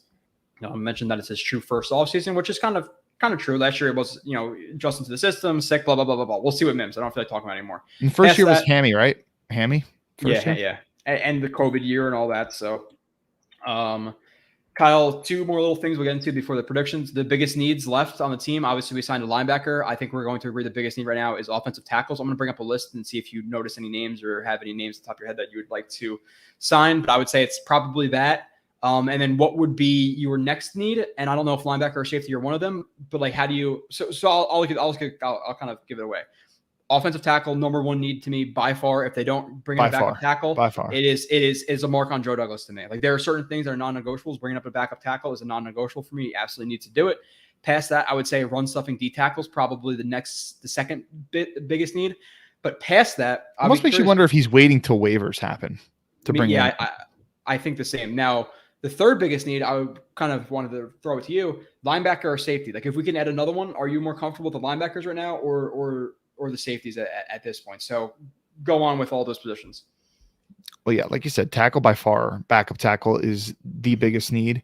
And I mean, they did add Quan late. I mean, camp had already started several days before they signed him. So could they at this point? I mean, like you do want to bring in a guy sooner rather than later. Thing is like while there seems like there's a lot of solid options out there, there's a lot of age on those guys. So maybe the Jets kind of want to roll with someone who's younger. But the problem I have with waiting till waivers is, one, it's an uncertainty. And two, it's an uncertainty because you don't know if a guy you want is going to get released. Two, even if he does get released, are you going to be priority in waivers? And then three, if you pick him up, he basically hasn't been with you all camp to learn your system and to learn, the comfort of the locker room and to kind of gel with the other offensive linemen and stuff. So that to me doesn't seem like and if they're really high on Max Mitchell, and that's the reason they're not, I mean, that's kind of also like, listen, there's things to be impressed with Max Mitchell's tape, but I mean, he is a rookie coming from a smaller school. So I would say that is kind of a mark on a blot on Joe Douglas if he doesn't get someone in here. So I would sign a veteran guy, especially like you saved so much money with Quan. Like that was a cheap signing. I think that was one of your tweets, right? Like now you got plenty of money to sign a tackle now. Yeah, with like a crooked smiley face. Yeah. In terms of, I almost want to say that safety would be a bigger priority now that you signed Quan, but then I'm thinking like, what do you have after? I mean, like Sherwood and Hamza. It's like, ugh. So, I mean, I think even if you did say safety, it's not that much of a priority over linebacker, whichever way you decide to go. Would you agree that D tackle second? Yeah, and there still seems like there's quality guys out there too from the D tackle. I mean, like we still feel like you were kind of asking me like, about Solomon Tom. Like I don't feel like he's a great run stuffer or anything at this point. They were so weak. They were so weak at stuffing the run from the interior. And just the sheer fact that even like while Quinnen can be really solid with that, he's not going to play more than 60% of the snaps this year. It's just not the way that Solid does things. So just that alone means you need more depth there. The Jets can't rely. You're not going to be able to rely on Jonathan Marshall there. It's just they have so many boom or bust run defenders. Like I'm like thinking that maybe they just hope like 3 of the 10 who are boom or bust boom on one play. Like I feel like they're going to be a team who's either going to get but you can't play in the NFL boom or bust. That doesn't work. But it's make a 4-yard loss or like a 10-yard gain. But moving on. By the way, I'm sorry. Go ahead. You actually said it. You actually said it. I was going to say what you said to clarify for some people that might not know what you were talking about because you said that many times recently. I was going to say safety would probably be if I could sign a safety or a linebacker. I'm more confident in like the 2 other starting linebackers. Like Whitehead's like the big fish in the safety room, where Mosley's the big fish in the linebacker room. I'm more comfortable with the 2 and 3 of Quan and Quincy. Whereas with the safeties past Whitehead, Joyner hasn't played safety since 2018. Everything past has an absolute question mark. So I think, and he wasn't even very good in 2018. So if I had to sign one, it would be a safety, then a linebacker. But offensive tackles, and then we'll get to the stat predictions, Kyle, which I'm looking forward to doing. Some names out there: Ryan Bates, Nate Soldier, Soldier, Dwayne Brown, Nate Soldier, Dwayne Brown, Brian Beluga. Solder's a definite no for Solder. Eric Fisher, Darrell Williams. Like I see Eric Fisher, I see Darrell Williams, I see Dwayne Brown. Like I think those are some names. So the thing with Darrell Williams is he's younger than some of those other guys. Shell, apparently he kind of was better in Seattle than he was with the Jets, but I mean he's no spring chicken, and I never thought he was good with the Jets. So I'm not really too interested in a reunion with him. Really? I mean, you keep mentioning him sometimes when we have streams, but yeah. I mean, did you watch the Seattle tape and were you impressed by what you saw? It might be a passive thing where I saw him play, like, obviously watching literally thousands of stuff in the off season. So maybe it's in passing where I've seen him, but I've seen him and been a little bit more impressed, and I've heard that he's a little bit better. So again, it's not a thing where I need a young stud 25-year-old guy. The thing is, he's already in his 30s. Like, if I could, like, what's the hesitation on signing someone like Fisher or Dwayne Brown? Well, they're old. They're old is the biggest reason not to. And maybe they have more injuries than someone like Shell does. But for me, if I'm going to sign an old guy, I'd rather sign an old guy that's more of a better player. Oh, yeah. At the end of the day, do I care? It's like, oh, well, Shell's 30, so he'd be here for 3 years as the backup. No, I don't give a shit. Like, give me the best backup tackle for this year right now. We'll figure it out next year. So I'm thinking probably like Dwayne Brown. That's kind of the feeling I get. It's going to be him or Fisher or Williams. I don't know, but they need to sign somebody there. That's unquestioned. So, Kyle, ready for stat predictions? Yes, I am. Okay. My question with Dwayne Brown is, well, number one, someone brought up the legal thing not too long ago. He is 36, and I've always known him to play on the left side. And does he have any interest in potentially being a swing tackle? Mm-hmm. Because he might say, no, I'm only going to play on the left side. That's it. And that might be the sole reason why you can't sign someone like that, because you're going to need to sign a hybrid guy. Or he could be looking to, hey, listen, I appreciate the offer, but I'm looking for a tackle injury in camp and I want to start again. I want to be a backup. That could be very easy. So, Kyle, we have a bunch of things to predict: receiving yards, receiving touchdowns, rush yards, rush touchdowns, defensive rookie of the year, superlatives, anything from who's most likely to finger wag a drop pass to the slowest Jets on the roster. So we have a bunch of topics to get through right now. I guess the top is Wilson's stats, right? So I don't know if you have the same list as last year. We've been doing this for I do. It might not be in the exact same order as you, but I can find the order. Okay, so Kyle, I don't know exactly what you said last year. I don't know if you had exactly what you said. I don't have what I said personally because I just deleted it and filled it in again. But Wilson, I have it. I can look it up for absolute certainty, but I probably remember it anyway. But yeah, okay, go ahead. Do you want to go first on Wilson's stats? I want you to go first. Okay, so Wilson stats. I have, and again, the thing is with could I be much more well, I don't know if the word's not dedicated. Could I really like look up and say, okay, well, this would put him 16th, or hey, you know, Moore getting 1,000 yards would put him here, and like really kind of map it out how many yards each guy can get? Yes, that would be the responsible thing to do, but let's be irresponsible for a second. So Wilson stats, I'm going to say 27 touchdowns, 12 picks, 3,888 yards, which is 228 games or passing yards per game. I'm going to stick to what I said last year. I was way, way, way off because he had like 50-something completion percentage. He is going to, and I don't know if this number changed since last year. The league average is 66.4. Zach Wilson's going to have a 67 completion percentage, just a little bit above average. They're going to give him some easy completions, dump offs to running backs, things like that. So 27 touchdowns, 12 picks, 3,888 yards, 67 completion percentage. Rushing, I really don't know. Maybe 200, 250 yards, 2, 3, 4 touchdowns there. What is this 2, 3, 4 touchdowns? 3 you touchdowns. You remind me of, I got my friend a job at IHOP. This is our first job. And one time, a customer came in and said, how long's the wait? And he looks at the menu he looks at the seating chart and he says, should be 5, 10, 15, 20 minutes. And it's like, well, which one? I said 2, 3, 4. So let's go like 3. 2, 3, 4 touchdowns. No. If I said that shit, you'd be like, give me a firm answer. 237 rushing yards, 3 touchdowns. There we go. Okay. Attempts, I don't know. What about yards per attempt? It's a pretty important stat. I didn't really put that. You didn't have that one last year either. Yeah, I didn't think about that. I don't know. Like, I don't even know what the normal numbers are. I feel like 8, 9 is in a good range. 6, 7 is bad, right? Like, I 8 and 9, anything 8 and 9 is really good. Like really I was good, actually I was surprised last year. Josh Allen 7.34. Yeah, Josh Allen only had like low 7 last year. It was like 7 or like 6.9. I was so surprised when I saw that last year because the year before that he almost had 8. But yeah, he took his efficiency last year was a big step down from the previous year. Anyway, I don't know why we always talk about Josh Allen when we talk about Zach. Okay, so I got your stats. I'll read you my Zach Wilson stats. So I have 7.4 yards per attempt. I think last year I had it at 7.2. All right. Last year, full disclosure, I had Zach Wilson 32 passing touchdowns as a rookie. He got like not even a third of that. Granted, he was injured for part of the season, but okay. This year, I'm saying 24 passing touchdowns, and I feel a little bit bad when saying that. I started looking around, and passing touchdowns is a little bit of a weird stat because it's wonky, you can have a really efficient offense. You get your offense down to the 1 yard line, and then you rush it in. Run the ball, right? Yeah. Like, so it's not the most meaningful thing in the world, whatever.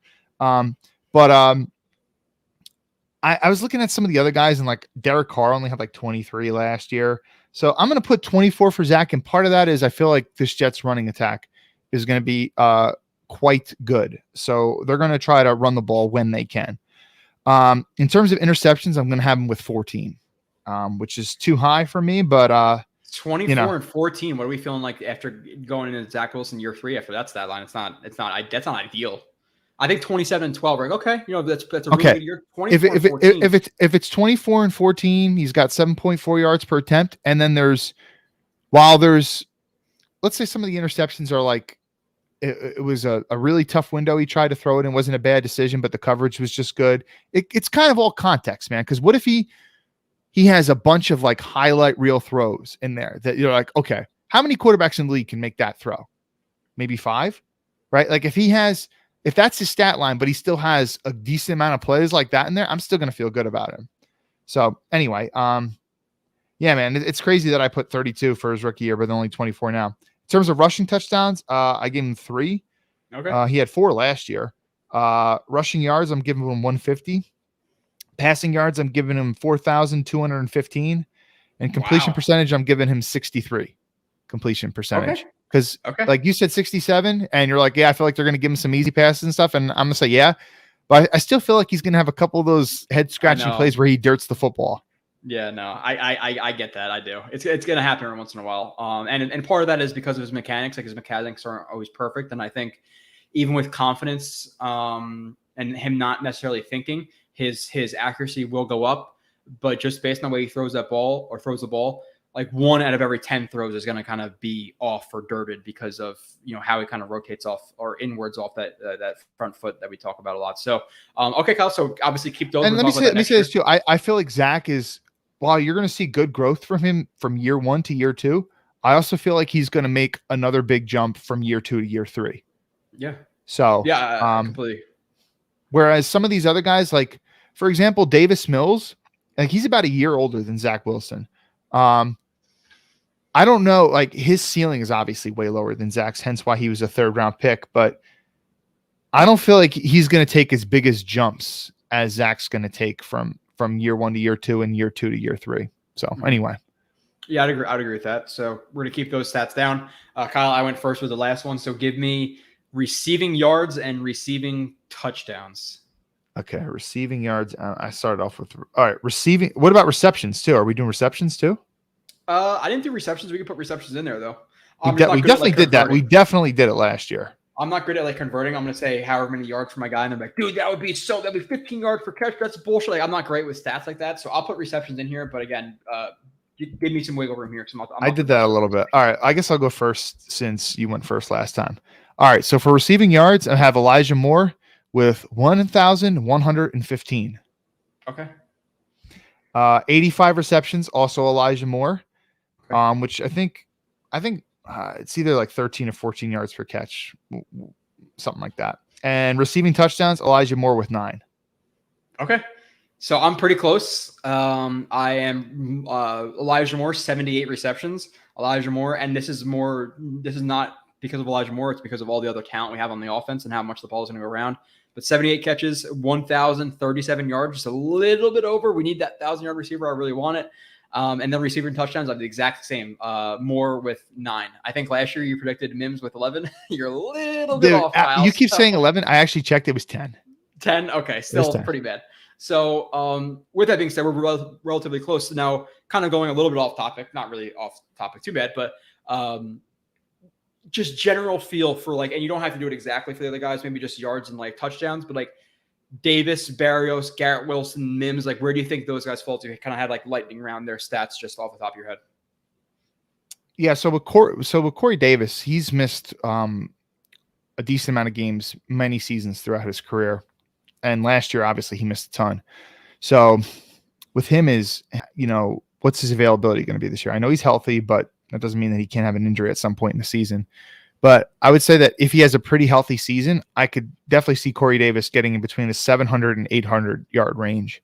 Mm-hmm. And Garrett Wilson would probably have a little bit less. I would think maybe like between 500 to 650, somewhere in there, in that range for Garrett Wilson. Did you ask me about another one?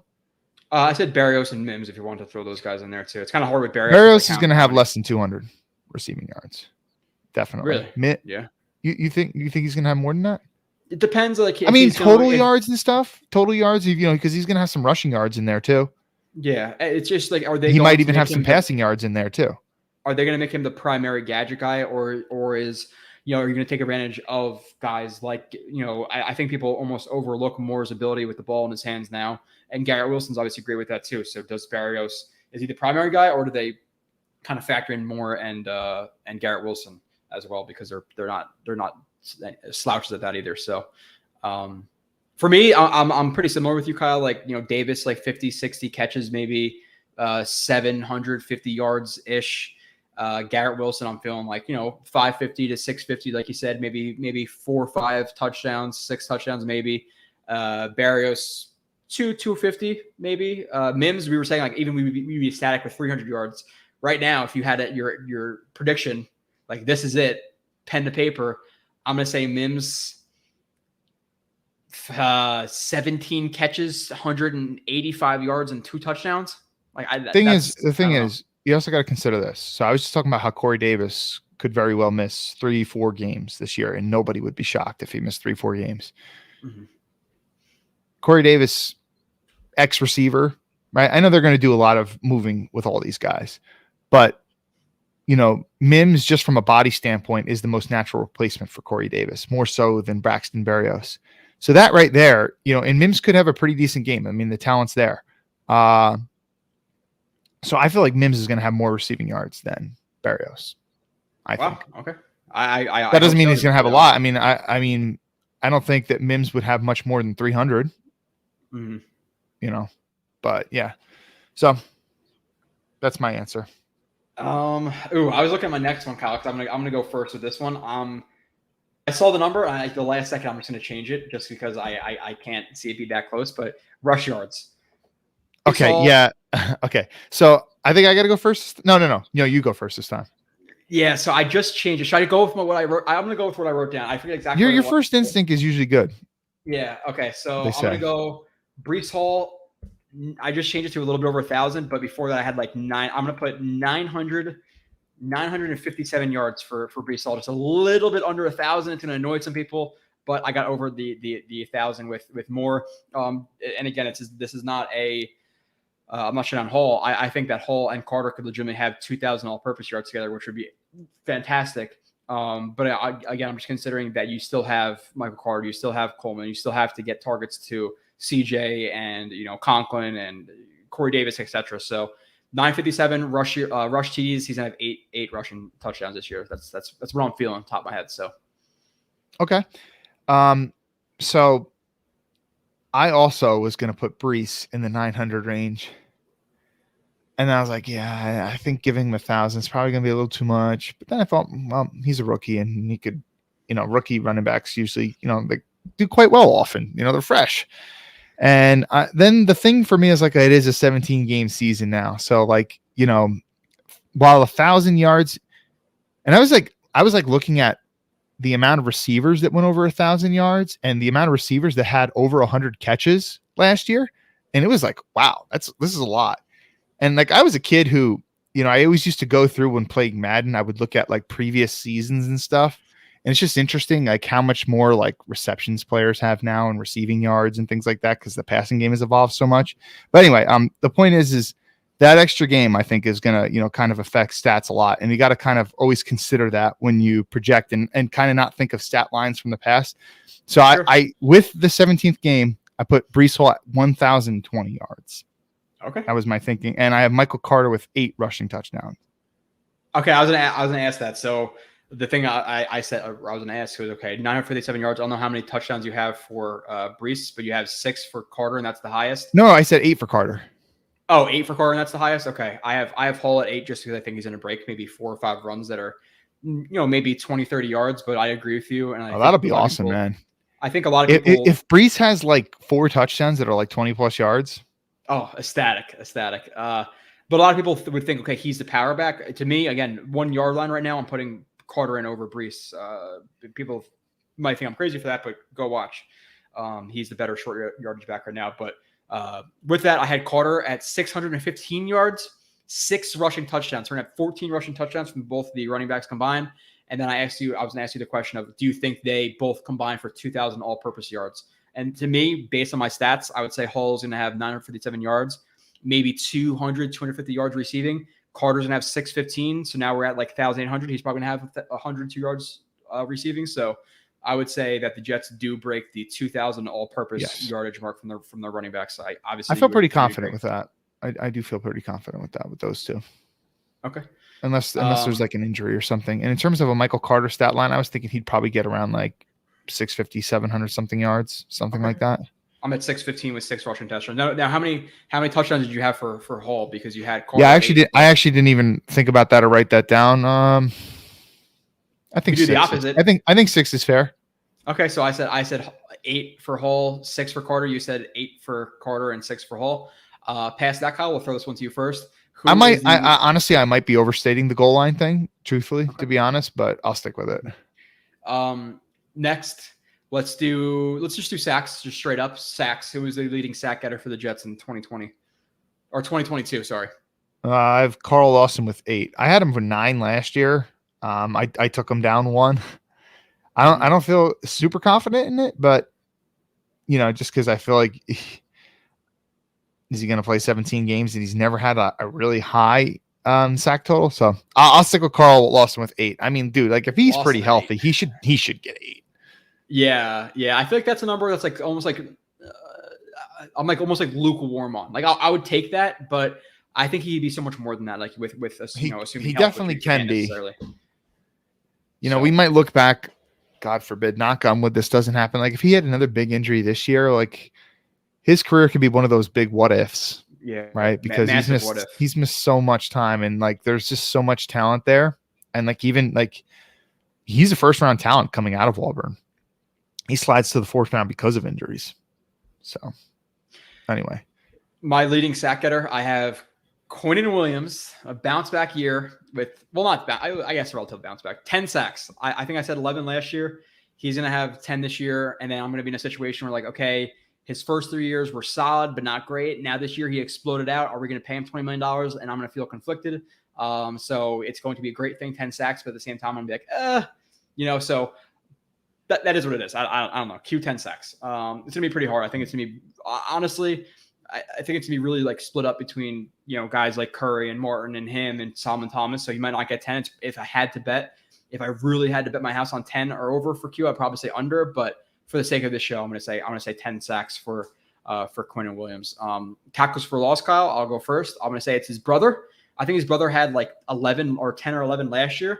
I looked it up. So I'm going to say 12 this year. He improves a little bit, more reps. He's going to have more explosive plays. So I'm going to say 12 tackles for loss for Quincy Williams. He's going to lead the team in that.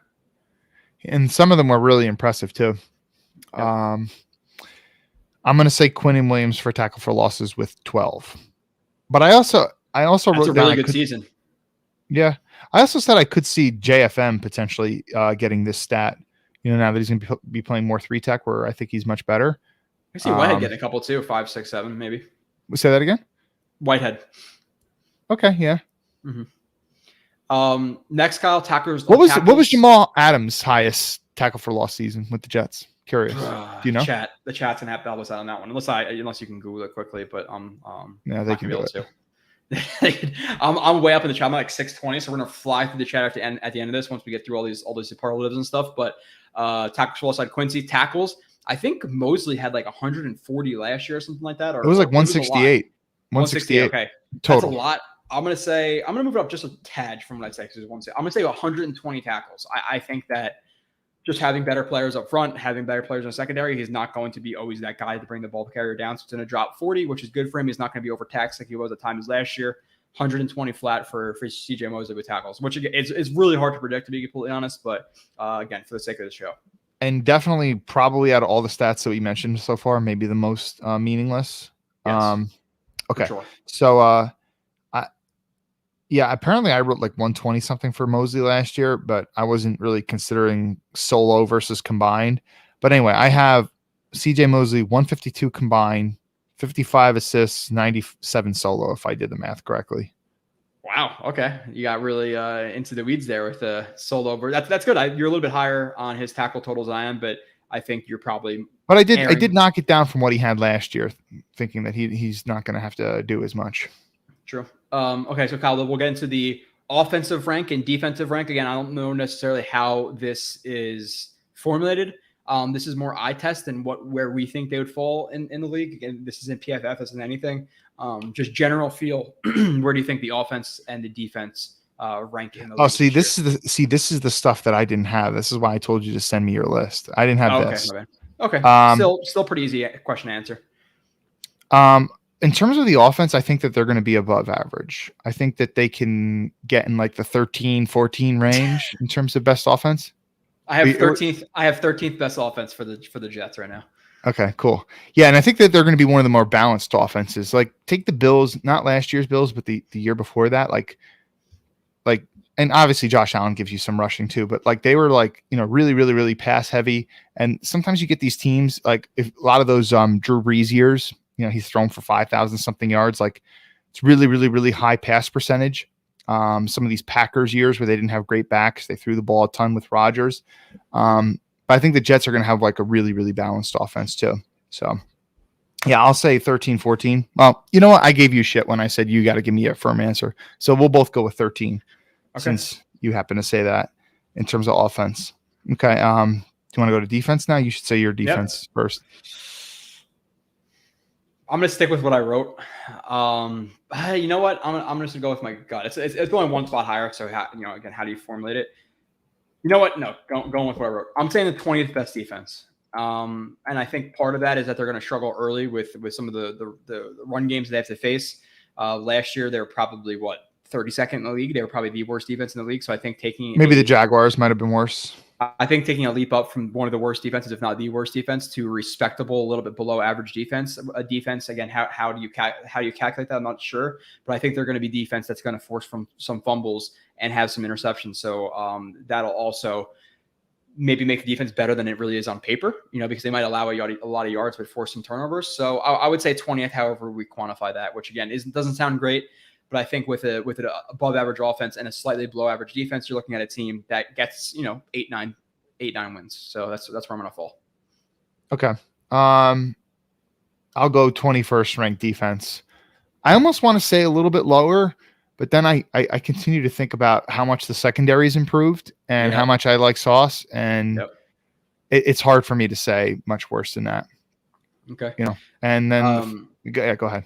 Oh no, sorry. I really don't have much more to say, so we should just move on. I thought you were gonna bring up special teams or something like that. I didn't know how to quantify that, but we'll move on. No. Offensive, defensive rookie of the year. I think we're going to have both the same. I think we're going to be in lockstep here. Offensive rookie of the year, it's going to be Hall, right? It's going to be Hall. Unless he's a massive disappointment, I think that's a shoo-in. He's probably the favorite in the NFL right now for rookie of the year, which I think he's like plus 700 right now. I just dropped 25 on that, which would win me like 200 or something like that. I forget exactly what it was. Maybe it's a little bit more. Maybe it's a little bit less. But Hall offensive rookie of the year. Do you have your defensive rookie of the year as Sauce? What do you use to bet? DraftKings Sportsbook. Even though I think FanDuel's probably better, I think they give you more options to do more. There's more just diversity in the bets you can do. But I use DraftKings just because I'm a creature of habit. Okay. Yeah. So no. Offensive rookie of the year and defensive rookie of the year, we have the same. Okay. There's probably a little bit of a conversation there, because everyone knows that receivers are a more valuable position than running back. I mean, just look at some of these contracts that these receivers are getting. So let's say that Garrett Wilson really kind of turns it up, and even maybe Breece's stat line's a little bit better. I mean, there could be a conversation there that maybe Garrett Wilson could get offensive rookie of the year. I mean, it's at least possible, but I would still go with Breece for sure. Defensive side of the ball, I can't really see it being anyone other than Sauce. Yeah, unless Jermaine Johnson gets a bunch of sacks, which I don't see. But with Wilson, we'd assume going into the year right now, he's behind Davis, he's behind Moore, he's behind Conklin. So you're looking at just the third or fourth pass option at best. So for offensive rookie of the year for the Jets, I don't know. Rookie of the year, Kyle, do you have Hall versus Sauce? Obviously, if he's on your offensive and defensive, who is the overall better rookie? And this is if you're going to talk about positional value, how are we going to factor that in? Because Sauce obviously plays a more important position, but I don't know. It's hard to quantify rookie of the year, but however you quantify it, who is going to win that for the Jets? I'm going to say Sauce. He's going to have a bigger impact, and because when you usually talk about awards like these, it's how valuable is the player rather than just whatever his stat line. Because Sauce might not have the most impressive stats in the world. He might not have a ton of picks. He might not even have a ton of pass deflections. But that he could still have a great season if nobody's throwing his way. So, I think that Sauce is going to really show in certain games. I mean, there might be certain games where he goes against a good receiver, like a Stephon Diggs, where maybe he has not the cleanest day in the world. And then I think there are going to be some other games where he's just locking down like a legit receiver. So I'm going to go with Sauce. I'm going to say Hall. Even though I think that relative to the not relative to the position, because Hall might be a really good running back, but while I agree with you that Sauce is going to be more valuable, Hall is going to be upfront and producing more than Sauce would. So it's more about quantification instead of actual value, because we're both going to value Sauce all day over. But you could also argue that but Hall's going to be splitting carries and splitting reps with Michael Carter, whereas Sauce is barely going to come off the field. No, he's not going to start over Bryce Hall. Didn't you hear that, Kyle? Who is your offensive player of the year, and who is your defensive player of the year? Okay. So offensive player of the year, we probably have the same one, Elijah Moore, right? Yeah. It's easy. I would say, and we'll get into it later. Never mind. But yeah, Elijah. I'm curious before I say my defensive player of the year. I'm curious for what yours is. It's Quinn Williams. Okay. Yeah, rookie, the contract, him working in the system for his second year, I think he is legitimately. And if you told me healthy Carl Lawson, it's Carl Lawson. If you told me CJ Mosley from 2019, it's CJ Mosley. But past that, I think Q will be that like top 10 interior defensive lineman, where I don't really know who else on the team, like relative positions, is like that top 10 guy. I think Q is going to not be what we expect him to be, like maybe like matching Fletcher Cox, but maybe a little bit of a level below that. I think it more talks to the lack of overall superstar talent on defense, but I think overall he is our best defensive player right now. I think he's our most valuable on that side of the ball. I think Sauce year 2, year 3 is going to overtake that, but for right now, it's Q. Okay. Well, I'm going to say Sauce. I don't care that he's rookie. I'm saying it right now. Wow. Sauce will be our defensive player of the year.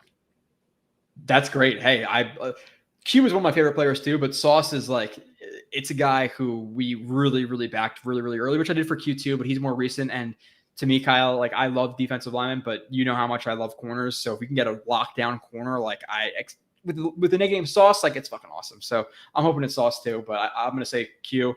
MVP of the Jets overall. So I'm assuming that would be Moore versus Sauce. You think Sauce is going to be the MVP of the Jets? Or you're going to say Elijah Moore. Elijah Moore. Okay. Now with Elijah Moore, it's just like how many targets is he going to see? Which is the same question with Q. How many reps is he going to see at defensive line with rotation? So it's kind of a similar question. So I'm assuming you think Moore is going to be the best player on the Jets this year, from what I gather. But I have, and part of that is him not being a rookie. Next year, I don't know that he'll be the best player on the team, but yeah. I wrote down Q. For MVP. For MVP, and I might agree that Moore is a better player. I'm really on the fence with that. But with the offense, again, I just think that's going to be run heavy. You're going to have plenty of receiving options. So I don't know if he necessarily produces like a player of the year, where he might, like I predicted, only have 37 yards, where Q getting 10, 11 sacks in the interior is more impactful, I would say, on the team. So I'll put Q. Okay, cool. I like the Eagle Fang agrees with me. Thanks, Eagle. By the way, Stephen Engel says some funny things. I know he was shitting on my hat 2 weeks ago, and he's talking about what about all that 1 in a million talk. I think that's a line from Dumb and Dumber. And he also said that we're crazy because we were too low on this defense. We're too low on the defense. Yeah, sure I could see us being too low on the defense. Their biggest weakness last year, they didn't necessarily fix. Like I get that Reed and Whitehead and all and Quan helped the run defense problem, but it was a massive problem last year. But then again, you just add another chess piece or two into that defense. Maybe it really helps that much, but I just can't see them taking a leap from 32, 31. Yeah, listen, 15, he's 16. talking crazy now. He's saying top 10 D. No, absolutely not. Absolutely not, Steven. No way. But let's move on. And I'll move to the chat as well, which we do. Actually, let me go to the I can't highlight the super chat where let's see. That's way down. I'll get to the super chat. I appreciate it from. And we are going to do superlatives too, right? Yes. Manshewitz Mike says, "Hey fellas, great show. So excited, looking forward to the season." Wait, why can't you highlight it? I'm not down there in the chat. I could read it, but I can't highlight it yet. He says, "Hey fellas, great show. So excited, looking." Damn it, it disappeared. Hold on. It's gone. It's gone. I'll find it in a second, but we'll keep moving on, and then I'll highlight Dakota's question. I think he said he's going all in, Kyle, and he's drafting Breece Hall with his number 3 overall pick in fantasy. I would not recommend that. I wouldn't do that either. I think Breece is going to be like a. I mean, like if you're in a dynasty league, I would understand that. He's going to be number 1 pick in dynasty league. If you're doing a draft and you already have a team, he won't be. You won't be third in any dynasty draft if you're redrafting the entire league. But right now, he's the number 1 pick in dynasty going into this year for the rookies, 100%. So I'm going to highlight it, but I'll get to that. Your friends are going to laugh at you. Your non-Jets friends are going to laugh at you if you take Breece third overall. It doesn't make sense for. I mean, listen. Is it a free league? We've seen crazier things. I mean, like we've seen Alfred Morris in a rookie year have like 1,600 rushing yards. Right. So, I mean, like rookie running backs do produce. With the balanced tack that the Jets have, I just don't see him getting that level of volume to justify that. Yeah, no, I can understand that. But I appreciate the $10 super chat. Manshewitz, Mike. Third might be a little bit high, but again, if you're getting him in third in a dynasty draft, you already have your team. That's an absolute robbery. I have no idea who's going 1 and 2, like Drake London and who Javonte Williams, not Javonte Williams, Jameson Williams. I don't know how that would go, but moving on to the superlatives, Kyle. Then we get to chat. Superlatives usually go a little bit quicker. I did these in the most random, stupid order, and these are a lot of really stupid topics that I brought up, but these are just things I thought of off the top of my head, I guess, last year. So I just backspaced them, and we were just doing it again this year for the roster. So if you guys have any recommendations for next year, Kyle, do you have any recommendations you want to add to this list now? At the end, let me know. But the first one we had last year was a question where you always get into like the nitty gritty with this kind of, but strongest per square inch, which matters. But that's what you want to do first. That's what's first on my list. I didn't do anything else. But by the way, I didn't thank Mike for the super chat, so thank you, Mike. We probably have the same one, DJ Reed. DJ Reed. Okay. I think in years past we had Buster Screen, but DJ Reed, he's for his size 190. He's a force. I can't think of anybody else who's like. We definitely had Poole. We had Poole 1 year for sure. Yeah, Poole. Do we just like small corners? Like, do we think all small corners are just strong? Well, the thing is we've had some really gritty slot corners. Mm-hmm. Or yeah, I mean, so Screen wasn't necessarily good, but yeah. So past that, who would you say was number two? Number two, do you have anybody? I'm trying to think who would be number 2 on that list. Maybe honestly, you could say maybe Whitehead, maybe. Dude, Guidry laid a shot the other day in practice. He brought Derrick Henry down. Like Guidry, for his size, is another pretty good tackler. So what's his weight? I don't know. Guidry has to be like 185, right? Like 5'9", 185, 180. Apparently, Whitehead's under 200 pounds. Is that correct? He's like a little bit under 200 pounds. Stu, yeah, I think he's like right at 200 pounds. I mean, he's definitely like he's got a very low body fat percentage for sure because he's pretty jacked. Yeah, that's a good one too. It might be Whitehead or Reed, but I'm gonna say Reed, Whitehead probably number 2. Thinking when you brought that up, so I would still say Reed because Reed's also like probably an inch or two shorter as well. Mm-hmm. But he also is a lot longer than people think he is. Like he has pretty decently long arms, which I think LaFleur or Ulbrich or Salah, somebody brought that up when they were talking about Reed. The next superlative I have, Kyle, is most likely to finger wag a dropped pass, which we probably had the same one too. I don't know if you do. Years past, it was Buster Screen. Years past, the OG of finger wagging a drop pass was Kyle Wilson. Jamal Adams did it plenty. But Bless Austin was a good candidate last year. Was a huge candidate for that. I feel like Marcus Williams did that a lot for the Jets when he was here. Plenty of guys. We've had really a lot of shitty corners. My most likely to finger wag a drop pass is LaMarcus Joyner. Did he do a lot of that with his time with the Raiders and everything? I don't know. I feel like Joe, you're overlooking Brandon Eccles. He did that several times last year. Yeah. But okay. Yeah, you might be right. I was thinking Joyner because maybe I'm relating it to like, okay, people think he's better in coverage than he really is. So yeah, you might be right. That's a hard one to quantify again. But Joyner, I think Eccles, you are right though that he did do that quite a few times. I'm almost positive. I remember watching one of your reviews and you're like, oh, there he goes. Dude, I hate that. And you're like, there's nothing that pisses me off more than that. I hate that. You got beat. The whole process was terrible. He dropped the pass. He was wide open for a touchdown, and you're figure wagging him. Why? Like, what is going on here? So yeah, I had Joyner. The next one, again, some of these are pretty stupid. I most humorous Jet. I think it's pretty locked up that it's Michael Carter at this point. There might be one or two who can compete with that, but I think he's the most lighthearted, funny Jet. So he wins at superlatives. Like we're going through a yearbook in high school right now. When I was thinking about this yesterday and I was kind of going through my list, I almost forgot about him for a moment. Really? And I wrote down someone else, and then when I remembered him, I was like, oh yeah, definitely Michael Carter for sure. Yeah. Who's the other guy you wrote down before Michael Carter? I was thinking maybe Quinnen. Like it was kind of funny, like the bless you, thank you, and some of his goofiness and stuff. I thought it was kind of funny when they had him asking people about the Madden ratings and stuff, and his manner. Like I got an 85. I think with him is like he doesn't even try to be like he's kind of one of those guys who's Quinnen. I'm talking about like he doesn't always try to be funny, and he's just kind of funny, but by just being who he is versus like Michael Carter like actually tries to be funny, and he is actually just funny. Like he tries to make people laugh, and it works. Keelan Cole was up there last year too. Oh, Keelan was good. Keelan was good. I remember because we did. I'm pretty sure we did this a little bit earlier. We did this sometime in July last year. and I didn't even think about Keelan. And then the Jets, once training camp really got underway, they started putting out like some of the Keelan's questions or whatever. And I remember texting, I was like, all right, Joe, I changed my answer. Keelan Cole is the funniest Jet. Who is the fastest Jet, Kyle? I think we both agree. I don't think this is not fast per square inch, which we'll do next.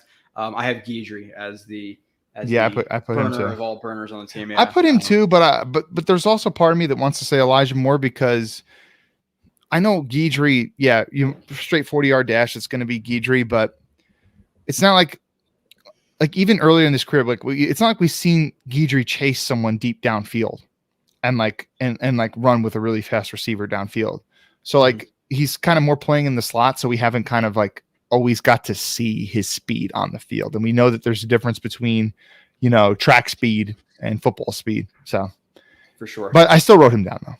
Per square inch, Kyle, fastest per square inch. I have Becton. I don't know if you have anybody else who's really fast relative to. I have him too. And I had him last. I had him last year too for that. I think he wins that as long as he's on the Jets. Unless we picked up like a Jordan Davis or somebody like that, I think Becton's going to win that for quite a bit. Biggest hitter on the Jets, Kyle. I had Jordan Whitehead. I don't know if you have any difference in biggest hitter on the team. Yeah. So interesting. I wrote down Quincy Williams. Yeah, but then Quincy. I also wrote Whitehead with a question mark, and I didn't get to watch your Whitehead review because of the reason that you had stated earlier in the show. Record the audio the first time. I was just sitting there for 2 hours talking in nowhere. And the problem with that is and I apologize for the people who are watching that again, because am I going to go over the plays in the same exact detail with the same exact enthusiasm? Probably not. I'm going to try my absolute best to do so, but it really sucks recording a 2-hour show again. So we'll see. Yeah. And I did watch, probably like 2 or so games of Whitehead on my own when we first signed him. But, I always like to kind of watch Blewett stuff after. So I'll still learn more about that player. But anyway, all right, let's go on to the next one. Best hands.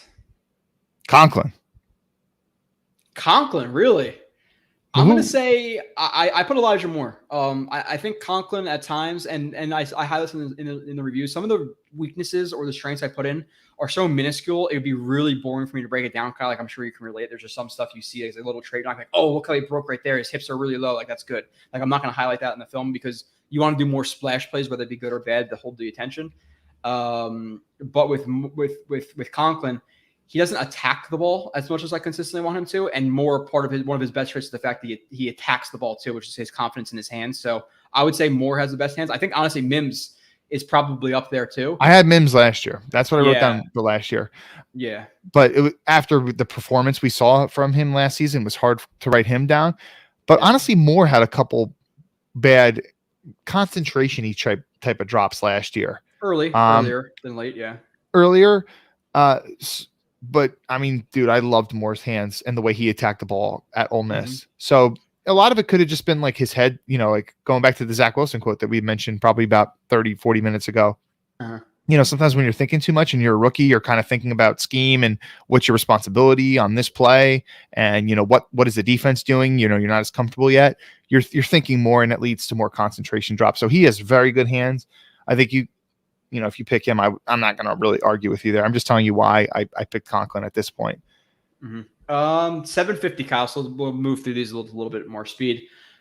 Slowest, I have Herbig. Slowest per square inch, I still might have Herbig, but the two names I think about when I talk about slow relative to their position, I think of Hall, I think of P. Ryan. I don't know if you have anybody else at the top of your head, but slow is 100% Herbig. You might have a difference per square inch. Slowest, I have Herbig. I also have Connor McDermott in there too. And I don't care what his 40 is too, but you watch that dude move. He's a horrible mover. Watching him get out of his stance is really ugly. Slowest per square inch, you're wrong. It's Jamie and Sherwood. Oh, I completely forgot. Yeah, you're right. It is Sherwood easily. Good call. I did just completely slipped my mind, but that was my entire review of him, which is I just don't think he's athletic enough to play linebacker. So moving on though, soft, Kyle, the next category, who is the softest Jet? I think Chuma. Really, I have McDermott as the softest Jet. I don't. I can't. I can't. He is the other team. He is really soft, but Chuma's really soft too. But we didn't see as much of Chuma. We didn't see as much of Chuma last year. Apparently, he locked down Lawson a couple times in practice. Maybe he's not as soft now. I don't know. I have a hard time believing that. Not that he didn't lock him down, but he all of a sudden got tougher. Who is the hardest Jet? take your places, take your mind. Yeah, what did you mean by that? Like tough? I guess tough. I put soft and I put hard. I would say tough. Yeah, this is probably the one that I had a tough time thinking about because what does he mean by this? And I think I just went with maybe the answer that I had the previous year, and I said Carl Lawson, which might not be a great answer. Yeah, there's 3 guys I think that are better than Lawson. I just thought of one. I would probably say Whitehead is up there. I think Reed is up there in terms of like the regression, and I think Clemens is a guy who Jets fans are going to naturally say is the hardest or the toughest Jets. So those are the 3 names that pop into the top of my head. I'd probably say Whitehead is my number one. There's a play where you're going to see on the film, Kyle, where he is running to the sideline and there's a blocker. And when I'm telling you, he gives absolute 0 fucks if this guy hits him. He does not care. He's just trying to get to the ball carrier. Like there's not the slightest bit of hesitation to the guy. So I'm going to say it's Whitehead. Coaches love those types of players, man. Oh yeah. The guy will run through a brick wall for the benefit of the team. The weirdest Jet. I had the same answer last year, which is kind of a hard question to answer. Like, we're talking about the weirdest Jet on the team. Like, who gives a fuck? But again, it's a superlative show, so we're allowing ourselves to get a little bit stupid. I put Carl Lawson. He just seems. You know what? I'm gonna change my answer. So I think I remembered your last year. I'm gonna change mine to the person who I actually think is legitimately weird. Like Lawson likes anime and stuff like that, which is not necessarily always weird. I think CJ Mosley is probably the most weird guy. Like people have like commented about him like outside of football. Like he's a little bit odd. So I'm gonna say it's CJ Mosley. Yeah, the whole anime thing, I don't quite get it. And dude, even like Dragon Ball Z was super popular when we were younger. I never could get into it myself. I even tried to at one point, but I don't know, it just wasn't my thing. But I'm telling you right now, man, like I teach in our urban school district, and there's even a lot of kids there that like anime, man. So, I mean, I don't know that we can necessarily call them weird for that. It's just maybe not super common amongst football players. But what the hell was I going to say? In terms of weird, I had Mosley last year, and my answer was pretty much exactly what you said. But I don't know. I feel like changing it this year, and I put Mims. Mims is an odd bird? Yeah, maybe. Yeah, he's a little strange, man. Like it's like think about like when Keelan Cole was doing Keelan's questions last year, and sometimes when he would like interview someone like Mims, and I don't know, Mims just looked like he didn't want to be there, and he was like a little confused, and I don't know, he just kind of seems like he's in his own world. Think about draft night when they drafted him, and like he was like really I mean, like maybe he's just quiet, and that's not like quiet's not necessarily weird, but I don't know. I just get a little bit of awkward vibes from him. Yeah, no, I get that. I think Mike agrees with me. Mims is a little awkward for sure. Most pressure. Who is the Jet? Minus Zach Wilson. Zach Wilson's under the most pressure on any Jet. That's the obvious. But this is one you didn't have this one for. I did not have this one for some reason. I put a couple of answers. I think. All right, hold on. Let me think. Most pressure. Well, see, the thing is I didn't already write my answer. If you go first, I'm going to be heavily swayed by your answer. So let me go first. Well, obviously Zach Wilson. You didn't hear it. You did say it? Yeah, I said it 100%. All right, well, then let me not look at the chat because someone might have repeated what you said. Most pressure aside from Zach Wilson. I want to say Becton. Becton's my number one. Yeah. Okay. I would say Becton. I would say Q for defense, but I'd still say Becton because Q's fighting for that contract. Past that, McGovern is fighting for a contract probably this year. Lawson, Corey Davis, Mosley. Does he renegotiate? So there's a couple of names. I would say Becton and Q are probably my number one and two. Past that, Kyle, overrated. Who is your most overrated Jet on the team right now by fans? This is always one that people don't love. People are not gonna like this. Okay. Quinnen Williams is the most overrated Jet. Wow. And dude, just think about the Madden ratings. They put out the Madden ratings. Quinnen Williams is the highest guy on the team, and by like several points too. Mm-hmm. And I don't know how you can look at his season last year and say, oh, he's definitely far and away the best player on the Jets. And like we were expecting him to be. And I certainly picked him to be. I had him number one. I had him number one on the list of top 25 players coming into last season. And I'm sure he'll be pretty high on that list. But is he far and away the best Jets player right now? And do I expect him to be the Jets player this year, even though the training camp reviews of him are good so far? I think he's a little bit overrated. And quite honestly, I have a Quinnen Williams jersey, right? I like the player. I wanted them to draft him at 3. He has not lived up to expectations. I agree with that. I don't think he's necessarily overrated. I think fans are kind of properly rating him right now, but maybe you're right. I don't know. I think it's always easy to go with like the smaller fish because people won't get as mad. Like if I say LaMarcus Joyner, who's going to lose their shit? But like LaMarcus Joyner, I think Pinnock by fans, Ashton Davis, maybe even Quincy Williams. Like those are some names that pop off to the top of my head. The bigger guys who I don't want to say, I would probably say Tomlinson right now is a little bit overrated by fans. I strongly consider him for this one. I also think Uzama is probably a little bit overrated by fans, where I think he's average to below average, but that's about it. But yeah, Tomlinson, again, I think just people assume he's like a top 5 left guard, where he's really more in like that 8 to 12 type range of guard, which is great. But again, like, did they overpay him? Probably. Is a part of that overpaying, like the familiarity or the familiarity he has with the system, the fact that he's a leader, the fact that he's not injured. Yes, that's part of it as well. But I think fans think he's amazing, and he's not necessarily amazing. So those would be my overrated. Past that, Kyle, underrated. Who are the underrated Jets on the team right now? I have underrated Conklin. You probably have the same. Conklin, Jacob Martin's another guy who I wrote down as like a secondary piece. I don't think people appreciate how good of a pass rusher he is in limited reps at times. He's going to add a lot of juice to that, a lot of strain to that defense. That's always juice is always the word I think of when I think him. Yeah, explosive juice. Yeah. So you also have overrated signing, underrated signing, overrated draft pick, underrated draft pick. Are we doing that? I deleted the signings because we kind of already talked about those. I did overrated and underrated draft picks. So let's just hit on those and delete the other ones. Okay. Well, we probably have the same overrated draft pick, right? Go ahead. What's yours? Clemens. Overrated draft pick. I have Jermaine Johnson. Oh, yeah. I guess you're probably right. Like for the fans who want him at like 5 or at 4, then yes. But like relative to where they got him, I guess he's not overrated. But I get pre-draft evaluation, yeah, maybe. But past him, I would have Clemens. And then underrated for me, people love Sauce, people love Brees, people love Garrett Wilson, people love all those guys. So you kind of have to go with the back end guys. I would say Mitchell. I legitimately do like Mitchell's film for a 4th round pick, so I would say he's underrated. Yeah, that's fair. It's hard to argue with what you said there, but my thinking was, I'm really showing how much I love this player on this stream. I put Sauce Gardner, and I said that people have finally started to come around to it, but there was offensive player of the year, Sauce Gardner. There was a good amount of people that we were arguing with on here. Oh, Sauce, he's a corner. Corners aren't that valuable. Jets don't value corners in their scheme. I mean, how much of that crap did we hear all off season? I mean, people are really starting to come around to it now because, all right, well, my team drafted this guy and he seems pretty damn good. So, Baskin and Kyle, it's okay. Yeah. Anyway, so breakout on offense. Yes, this is another one I didn't have. Breakout player on offense. Yeah.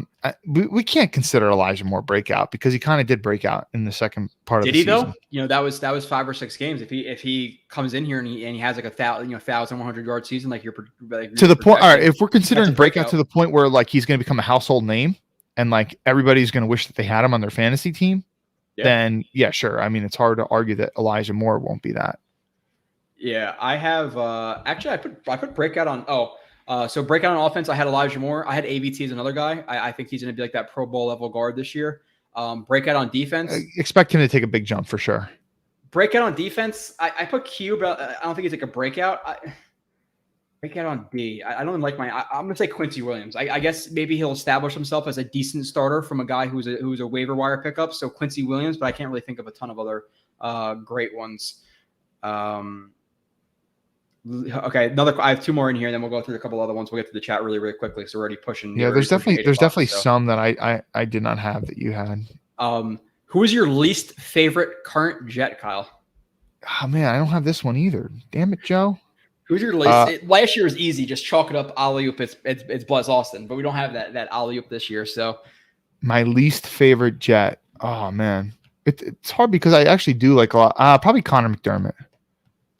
Oh yeah, I think Connor McDermott's the easy one. I think secondarily, because I didn't think about Connor McDermott. It's just watching Ashton Davis play football sometimes that he's up here on my list. But favorite Jet, I had Moore and Sauce. Which I think is probably pretty easy at this point. But like I just love like their mentality, what they're about, their technique. Like I love their college film. Elijah Moore, you could, obviously you could vouch. Like when I watched that film, I was really, really impressed in that review. So that plus who they are in the locker room, like I think it's an easy more in Sauce for me right now. Yeah, I'd go with Sauce more so than Moore, but I really like Moore too. He's just a natural. Couple more superlatives and stuff to get to, Kyle, then we'll get to the chat. Again, we'll fly through the chat, so I only have like 10, 15, 20 minutes, maybe max. Final regular season record for the Jets. I'll say 8-9. Okay, 8-9. I have the same. AFC. But I'm sure if I went through the actual games, I'd probably think they're probably a game or so higher. I went through game maybe 2 when the schedule got released, and I said 9, but I was like, okay, being realistic, let's say 8. AFC East finish, Kyle. I had 3rd. I don't know if you think they finished 3rd, 2nd, 4th. Bills 1 for sure. I'll go Bills 1. I'll go Pats 2. I'm gonna go Jets 3, and fuck the Dolphins. They can go 4th. Wow, I do not agree with you there. I would put it opposite with the Dolphins at 2, the Jets. I guess at that's 3, how much. and the Pats at 4, but the Dolphins definitely have a better roster. I guess for me, it's I'll take Mac Jones over Tua and fucking Bill Belichick, man. He's still fucking Bill Belichick. Okay. It's hard. It's really the Jets have to prove it to me that they're better than the Pats, and I hate the Dolphins so fucking much that I'm not going to put them over the Pats. So fuck them. Pro Bowl players, Kyle. Who did the Jets have any Pro Bowlers, and who would it be? I've been saying I really think Sauce can make the Pro Bowl, so I'm going to go with him making the Pro Bowl. Of course, I'm shocked. And Elijah Moore making the Pro Bowl, and Brees could, but I wouldn't say so. I have 3. I have Quinnen Williams, I have Elijah Moore, and I have Laken Tomlinson, just because of the fact he was there last year and name recognition, and we're going to be an up-and-coming team, and he's going to be the face of the offensive line, the vet, probably be Becton. And to be completely honest, I think Becton and AVT might be better than him this year, but we'll talk about that in our top 25. Kyle, 3 more things to get through really, really quick. Favorite offseason move? Did we get all the recent super chats? I saw we just got another one. Favorite off-season move? Are you in there? You're lumping signings and draft picks in there? Yeah. I'm so for me, I put 2 position groups just in general, which I guess is probably not a move. It's probably it's more overhauls. What they did to the cornerback room, the tight end room, I couldn't. Okay, so it could be like it could be a series of moves addressing one thing. Yeah. Then probably the secondary, because like my favorite individual move is drafting Sauce. I mean, there was plenty of directions you could have went in with that pick, but that was the smart move to do with real high upside as well. So I mean, if we're talking about revamping, I mean the secondary was absolute. Yeah, there you go, man. Is that Frank's Red Hot? Little Frank's? Yeah. It's a little bottle of Frank's Red Hot. I said I forgot how to turn it because it's not directly lined up with the sauce, but. If we're talking about revamping the secondary in general, I mean, like that was a complete overhaul. So it's hard to dispute that. But yeah, individually drafting Sauce because if I had a lot of detractors there. It's corner and tight end. If I had to split the difference, I'd probably say tight end. I think the cornerback room was probably better than the tight end room was last year. But then again, corner means more, but tight end means more to Zach Wilson, which is more whatever. Cornerback and tight end split down the middle 50-50. What is your least favorite move or lack thereof this offseason? Least favorite move. I wish I knew that you were gonna ask me this question. I could have thought about this. Yeah. So my least favorite right now is not bringing an offensive tackle. That's number 1. Past that, I would say there's 2 on defense, which I think people know that obviously it's just the weakest position groups. Not bringing back fully, which I get to the contract he was signed to, but not addressing it really in any other way other than Solomon Thomas. Not a big fan of what they did at D tackle. Offensive tackle, and then I would say free safety too. I get LaMarcus Joyner, but I'd rather have LaMarcus Joyner signed for $3-4 million as the 3rd safety, not the starter who hasn't played there since 2018. So offensive tackle, free safety, D tackle, and probably in that order, I would say. Okay.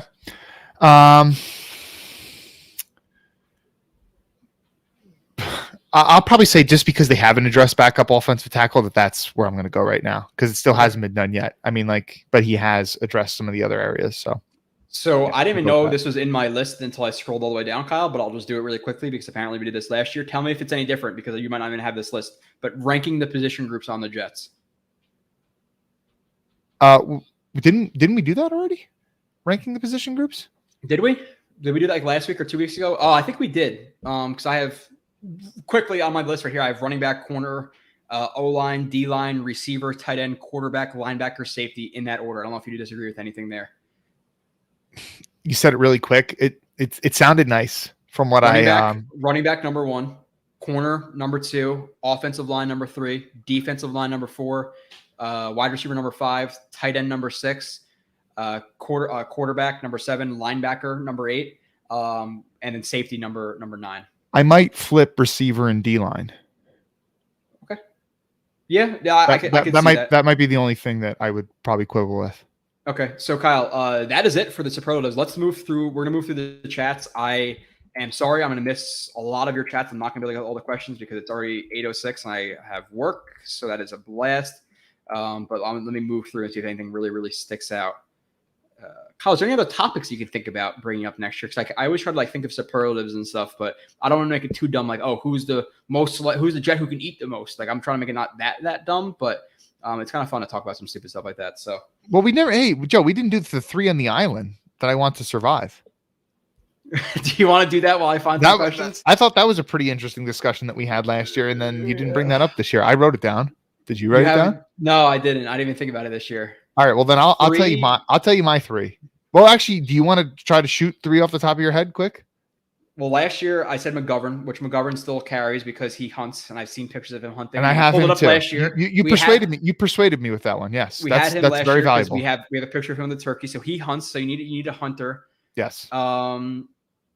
I'm still going to say Q just in case you have to fight a bear and he's relaxed and he'll bring up the energy. You with that? And then I think past that, you need a guy who's really driven and motivated.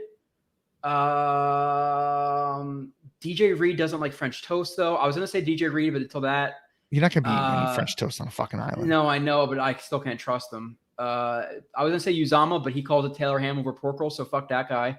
I'm trying to think of who's really I don't know. I have my 2. I'm trying to be convinced of my 3rd, but McGovern and Quentin Williams right now are my 1 and 2.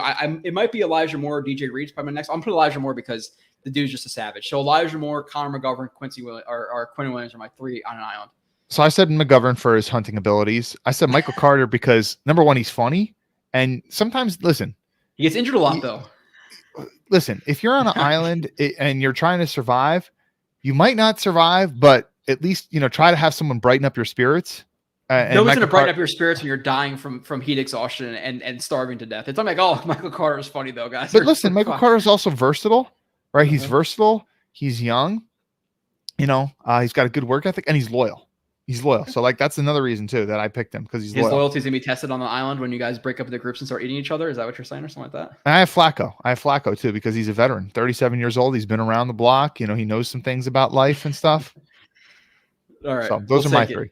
We'll take it. I think last year we had a more lengthy discussion because we argued about Q fighting a black bear, but for the sake of me getting some sleep, dude, I think you're even talking about him fighting a grizzly bear. No. It was a black bear. Grizzly bear, we're completely fucked. Black bear, he might be able to scare it away because Q is 6'1", 6'2", 300 pounds. It's the size of a black bear, a big black bear. So, it is. Joe thinks as fast as he talks. No rush. That's my biggest. Imagine trying to keep up with him. Sometimes, he'll ask me an in-depth question, and I know he wants an in-depth answer, but he wants me to deliver it really fast. On your P's and Q's. What do you think about this, Kyle? This is Blue's, but it's Kyle, not Blue. It's leisurely conversations with a history teacher. That's a good point. Good point. Let's see. Quan took starting reps Wednesday. Yeah, I think he may work himself into that role. I just think Quincy's going to get the leg up just in terms of the chance because of how young he is and how much they like him. But I would say right now Quan is pretty easily the better player, right, Kyle? Yeah, it's hard to say otherwise. Yeah. Sneakers or boots, we're definitely going to have to still have to address linebacker. Yeah, and is Quincy back? Is Mosley back? Is Quan back? We might need 2. I don't see how Mosley can be back at that price tag. Well, no, but okay, they go to the Mosley right now. Hey, you're at $17 million right now. We really like you. You're a leader in this locker room. Will you renegotiate to maybe an extra year on your contract, but we're going to give you $13 million a year? Would you be willing to do that, Kyle? Cut it down, maybe $4 or $5 million a year? If he performs the way he did last year, which was a tad bit disappointing, I could live with 13 or 14. Sure. Yeah. Yeah, I don't know that he'd want that though, because he might, though. Like he seems like, again, he's a little bit of an odd bird, and like the fact that he's like pushing 30 now, he's been on this team, he's seeing the uprise of it. Maybe he's willing to renegotiate with the Jets. I think but he could like, let's say that the Ravens are willing to give him like same amount of money. He might just say, well, the money's the same for the Ravens, I'll go back to the Ravens. You never know. Mm-hmm. I don't know that they would do that though. Yeah, I'm still I'm at 643, so I'm still scrolling through a lot of it. Is Carl Lawson destroying Fant like he was blown by Becton last year? I haven't heard that, Kyle. I don't know if you've heard. I haven't heard that either. But Fant just came back in like yesterday, getting reps. I don't think he's getting all the reps right now, so he's not necessarily he doesn't have the opportunity to get beat like him. How big is Becton now? It's some people talking about his weight. I think he's. They never gave us a number. They never 365, 370. He's exactly where he's supposed to be. He looks really good for what he is. So he's definitely. Yeah, I can't see him being like the reports that he's 400 or something. I don't think he's anywhere close to that. But he's probably around what he played at his rookie year. Maybe a little bit more, but I wouldn't assume too much. This is true from Verge. Becton has been a little more chill recently, but he still goes at Samini in the interviews. It is great. He called him a weirdo on Twitter. Yeah, I forget. Do you remember exactly what it was about? It was something about like how Becton was like, you know, he had to like come out of practice because he was like and he threw up or whatever, and then Becton said like, yeah, well, you didn't report about how I came back out there and dominated or something and played hard after that or something like that. Yeah, there's like someone reading Samini's report might get the impression that Becton was just soft and threw up and then practice was done for him. But Becton, I guess, took umbrage to it because he's like, hey, listen, I still went out there and finished like a man. So why are you only spinning it like that? I'm not sure if it's Samini or there's a guy. I think it's Dan Leverfield or whatever who sounds like Samini in the interviews. But even like the quantity, like you could see that they're definitely poking for a headline where it's like, oh, well, why don't you think he got signed to this point? Like trying to fish for something there. And then it's like, oh, well, do you think you're going to be a starter on the Jets? Like, do you view yourself as a starter? So he says, yeah, I view myself as a starter. Quan Alexander thinks he's better than Quincy Williams and should start. Like that's what you'll get. So like the fishing I get getting pissed off at that. So, but our backups. Someone did say we should do the super chats first, and I agree. I know it's hard to move through it, like bounce back and forth from the amount of chats to go from 615 back to 640. I'm gonna have to scroll through literally hundreds of chats. So I just moved down. I'm just trying to do them as quickly as possible. They'll definitely get hit on. I apologize for not getting to them immediately, but I'm just trying to. I'll make sure to give you an extra thank you.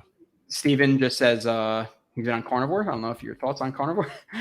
Christian, I've never done it. I mean, people have said nice things about it, but I've never. Everybody's diet works out differently. Like their body reacts different ways. That's very true. Dakota, Sama Thomas, Koopa Scoopa, Jets, Conklin 750. Plus or minus, Kyle. What would you say the over? I would say under. I would say under that. If we lacked, like, let's get rid of Corey Davis. Let's dump Breece Hall from this roster. Okay, we might be talking, but that's a lot of receiving yards for a tight end in general. Nothing you got to think about too. Like for example, look at some of the tight ends that get like 1,000 or above receiving yards, and it's like Kelsey and George Kittle. But both those guys are really good yak guys, and Conklin's not that. Yeah, so like, Conklin, and I've heard that too, Kyle. While Conklin can be your guy to move the chains on a consistent basis, like, oh, you need 5 yards here, 6 yards here, 10 yards here. He can get that for you, but don't expect him to have a 50-yard touchdown like a George Kittle can have. John Hepburn, what's the story? I heard they were working Clemens on the inside. I didn't hear that, but based on the film review I did, I said that they might do that at times for like stunts and twists and things like that because of his aggression, but wouldn't do it primarily. But I could see him taking 5 to 10% reps inside, Kyle, like on stunts. Yeah, he could be a nice guy to like, set a pick on a stunt. Like if you need him to crash into a center or something like that, I could see him having reckless abandon for his body and wanting to do that. But yeah, not something I would do consistently. And Danny Mars, will our tight ends combine for over 125 catches, Kyle? What's your thoughts on that? Between the three of them, I have a feeling it's a little. I think it's still too high. Yeah. Yeah. Because think about it. Do you think Ruckert's going to have more than 30? Probably not. Did Uzama even have over 50 last year? I don't think so. Conklin could very well have in the 60 plus range, but I think, so I don't think you're going to have between the three of them. 125 seems a little steep. Yeah, I think Conklin like 60, like you said. Uzama maybe like 40, let's say, and then Rucker like 20. So that's about 100. That's 120 right there. So maybe I would say under though if I had to bet. I'm just it's hard to think off the top of your head, but yeah, about 60. Yeah, CJ about 40. Yeah, I agree 60-40, and then I just don't Rucker's not gonna really see the field a lot this year, unless there's an injury, which obviously Uzama could go down. So there is a possibility of that, but. Scrolling through at 7:15, I'm still quite a bit behind. Dakota got that T9 text. I don't know what exactly that conversation is, but I like the reference to T9, so I'm going to highlight it. And Steven, Dakota does not know what T9 text is, so Dakota must be like 18, 19. I picked it up pretty quickly. He did T9 text. I was good at T9 texting. Not as fast. I hated the T9 at first until I figured it out. Then I was like, okay, this makes sense. Steven says Elijah Moore 60 catches for 1,050 yards, 8 touchdowns. That's a very high yards per catch. Very high. I think I said like 70 catches for 1,000. You said 78. You said 78, and I said 85. Okay, so yeah, that is. Oh, he said 80. He said 80, not 60 catches. 80 okay. Catches for Okay. Yeah, I mean, if that he'd probably have like 20-something yards per catch with that stat line. Something like that. CD is always low on Moore. He just doesn't think he's good. I don't know why. CD, I implore you to go watch the Elijah Moore review I did, and I don't know what you're going to pull away from that. That's overly negative, but nonetheless, I think he thinks he's too small. Could be wrong about that. Yeah. Okay. I don't know. Let's see. Barrios was the number. Oh yeah, I saw this too, which is a good point. Stickers the boots. Corey is coming later into camp. Hopefully, he doesn't mess too much with his physicality. But apparently, he dropped like 10 pounds. Like he was playing last year, like 210, 215. Or something like that, and he's trying to play around like 205, 200 this year. Kyle, any thoughts on that quickly? I support the move. He did look a tad bit slow last year, so I support it. And there is something to be said too, like even myself, I probably like 4-ish years ago, I was probably like a good 15 pounds heavier than what I should be. And, just losing that weight definitely helped my joints too. And he said, like, my joints are thanking me. So like sometimes when you get a little bit older, you don't need that extra weight. All right. So, one thing with like receivers, like, there's a difference between being physical and knowing how to lean and using your ability to lean and kind of like, break off a defender.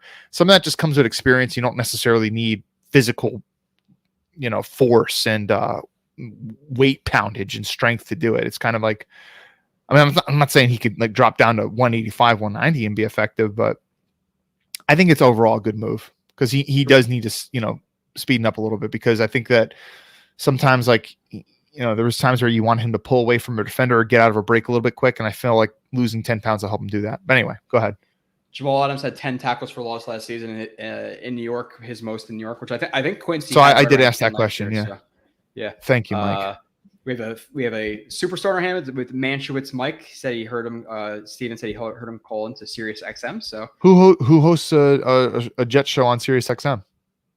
Maybe it's just a show in general. I don't know. Okay. Yeah, I literally have no idea. Isn't that like Pat Kerwin who hosts Sirius XM? I know he does a show on there. This is Steven Engel saying that the defense is top 10. Steven, I would put a pretty penny. They're not going to be a top 10 defense, but the defense is legit. The secondary got a lot better, but the Jets, they struggle while they struggle in the secondary. Their primary hole is the run. I have questions on well, obviously there's some serious questions with linebacker. Sauce is still young, even though I think he's going to be good. But like, yeah, their interior run stuffing and stuff. I mean, are we convinced that they're going to be a ton better? And then even though like JJ is an upgrade and stuff, and Carl Lawson, I mean, like, is Carl Lawson going to play a full season? So there's some uncertainty there, and the coaching staff too. We're Saleh and Ulbricht are defensive guys, but you can't necessarily say we were super impressed by what the product they put out there last year. So I love this chat exchange. Steven, it's very, very rarely does a team go from a worse defense to top 12 to 15, like Steven's saying. And Richter says, so you're telling me there's a chance. I love it. Moving on. I think I might have missed a $2 super chat. I don't think the Jets were the worst defense last year. I do think the Jaguars were worse. They're okay, but still, if you go from 31st to 20th, I'm taking an 11-point jump any time. So I hope so. Steven Engel, number 17 offense, number 7 defense. Wow, I am shocked. 7 defense and a worse offense than the defense. How the defense? You legitimately maybe he's not sold on Zach Wilson yet. Yeah, I guess, but yeah, that's the only way, right? I don't know. Keep moving on. Number It's 7 pronounced defense. Manichevitz. Manichevitz. Am I saying it better? I don't know. Okay, gritty or shitty. I'm trying to Marball, which isn't that far away from me. My friends are Jewish. I don't know what's going on with that conversation, but I think they were talking about Steven's name and like how to okay. properly pronounce Steven's name. Okay, yeah, I got you. 1990s. Okay, I just see a bunch of off chats. More for best hands. I agree with you there. Yeah, I have no really argument there because his Ole Miss hands were really solid. It's probably just some rookie concentration drops. Appreciate the super chat from Barney Miller. What team will pick up Mike White? I don't know, but I do think the Jets trade him for like a 5th or a 6th round pick. I can't see them carrying 3 quarterbacks on the team. In years past, we didn't have a lot of talent, sure, but I just can't see cutting, a Bawden or an Eccles, not an Eccles, a Guidry or Hardy or Huff for a Mike White. I just can't fit it. So I think they do trade him. I just don't know what team, but I appreciate the super chat. Kyle, anything they want to add there? I mean, teams do value quarterbacks and even backup quarterbacks, and they will trade late round picks for quarterbacks. So I could see Mike White getting traded for a pick, but I could also just see him getting cut and someone picking up on waivers. I would not bank that you get a draft pick out of him, but he should not be on the Jets. I'm not sure who would pick him up. West Coast Jets, who I believe might have joined our fantasy team or league. I'm not sure if this is exactly him, but similar name. $5 super chat. I appreciate it. How was ABC's play at tackle in college? Any chance to break glass plan is if either tackle goes down, back then moves over, they move. It's too much movement for ABT for me, going from left guard to right tackle. Just sign a backup tackle. Like we don't, and then ABT moves to tackle, and then here's the thing too. And then Dan Feeney or Herbig come in, like just sign a guy. And he's not taking any practice reps at tackle during the offseason. So he hasn't been prepping for it. He had no reps at tackle last year. And just look at it, like while he was solid as a college tackle, he does not have the body type to be a very effective tackle in college. So in the pros, the arm length and stuff is not there. So it's really like, you drafted this guy to be a potential all-pro guard. Keep him where he's good at. I do know that the Dallas Cowboys, Zach Martin, who's an all-pro guard, when they had some problems at tackle, they put him at tackle. If I'm not mistaken, he might have even had a season-ending injury while playing tackle for them. I could be wrong about that, but I think that a lot of Cowboys fans are probably not too happy with that move either. It's like you said, too much moving for him. He doesn't necessarily have the body style for it. And Zach Martin did also play on tackle in college. Just sign somebody and put somebody there who's meant to play there. Mm-hmm. Like even if you plug Herbig in at guard, I mean, like that's it. Like it'd be one thing if Herbig was like really good, but he's not. So yeah, it's not worth it. I'd rather just sign a guy for $2 million or $3-4 million. Dakota thinks that Elijah Moore is more OBJ than Garrett Wilson, but Ashton Davis isn't soft. He's just not a good tackler. He's actually more in the hard category than soft. I would think say personality, like I think it's just you thinking the blonde hair and stuff. Like there's a certain part of Elijah Moore that's kind of like pretty boy type of thing, and Odell Beckham has that kind of like pretty boy thing going. But in terms of play style, Garrett Wilson has like more of a similar play style to OBJ. Arios is a good one for overrated too by fans a little bit. I would say that. Oh, yeah, that's good. CD, of course, more he hates more, so that just is what it is. I don't think Jets fans are going to agree with you there. Moore is fast, small, and not physical. So they need to be big to be good. Like, I don't get CD. Your more thing is just I'll never agree with you. I don't get what you're talking about. I mean, listen. There are many different ways to skin a cat and get open. So somebody like Brandon Marshall could just throw a corner around on the line of scrimmage and get open and just box a guy out and make a catch. Moore doesn't need to do that because he's just got so many different releases and he's so slippery that he can get open and get yards and a decent amount of separation without even touching the corner. Like the corner can miss on their jam, or corners will be scared to even jam him because they're scared of his deep speed and things like that. So I mean, not every receiver needs to be really physical to get separation. Someone like I saw your tweet about who? Antonio Brown's one of the best receivers of all time. He wasn't physical. Yeah, he was physical. He was physical, dude. Yeah, Physical, like you're like who? Like he was no, more of a route runner than Antonio Brown was a than dog, physical man, and he receiver. didn't even have good. Like Antonio Brown wasn't like the fastest dude in the world. Like he might be like he's probably like a 4.5 dude, to be honest. But Antonio Brown could definitely be quite physical at the line of scrimmage and stuff, and kind of Getting off a press. even though he's not big, he could still kind of like have his way with certain corners and throw them around. Okay, Kyle, I got to expedite. It's 8:26, but I got to highlight this, of course, and give it its due time. Sneakers to Boots, appreciate it. $10 super chat. Great show, fellas. If McCagnon did anything good, please, Quinn, show your worth. Both agree with you there. Typically in the run game, happiest this fan base has been since 2010. Joe, make your way to Minnesota. I'll be there. I am trying for Minnesota. I just got to work it out with my work schedule. But that's so you're going to Chicago for a game. Where else are you going? Well, I'm going to Green Bay and Chicago. I'm flying to Chicago because it's a lot cheaper to fly and then drive to Green Bay. So I'm just going to stay that Thursday night for the game there, then go to Green Bay, go to the Jets game. I'm going to try to make it out to Minnesota. It's like early December or something like that. But I got to see if I have enough days. I'm going to try my best, though. Sneakers and Boots for sure. But I appreciate the super chat. $10 is awesome. But yeah, that's probably one of his best moves, right, McCagnon? I can't really think of anything good off the top of my head that McCagnon's done. So I don't know. But appreciate the super chat for sure. It's harder. I mean, like, listen, Jamal Adams was definitely a solid pick, but it's hard to love that pick when I would have taken a quarterback there. And there was obviously several quality ones available for picking. Joshua knows the details of the MILF mom stuff. Wasn't Joshua the one who, or maybe it wasn't Joshua that claimed to have like inside sources about a player or something like that? I don't know. I have no idea. Maybe he said, wait, so he says he has inside info. So why is he going to come here and say it and then not give all the deets?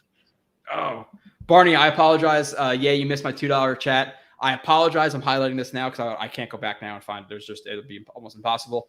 Just wanted to know where you think Michael White will land. Yeah, we'd have to really go through the rosters and see who doesn't have like a decent backup quarterback. It could also be like who gets hurt in a preseason game, because it seems like almost every year some quarterback, whether it's a backup or whatever, gets hurt in a preseason game. So that could happen, and then a team might want to scoop up a backup or whatever, or maybe a starter gets hurt, and then their current backup needs to become the starter for the first couple of weeks, and then they need a backup for him for the first couple of weeks. So it could be something like that, which we just don't know yet until the preseason games start happening. Who is the Bengals backup quarterback? Maybe he got toasted. He toasted them, so they'll do it.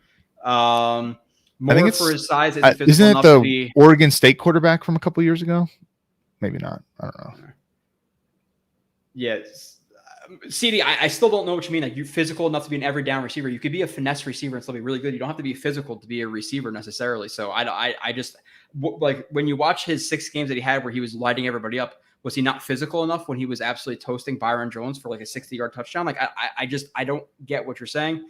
Nonetheless, I do agree with this comment. Can't compromise left guard, center, right guard, cannot have pressure up the middle in Zach's face, sign a tackle. It's just not worth it for me to displace somebody when you can just sign a guy. Just sign that guy, make it easy. Ran through it really quickly. Sorry, again, gotta get to work. But like AVT could be Pro Bowl level this year, but I can assure you that if he starts at tackle, he's probably going to be I would say pretty easily below average tackle.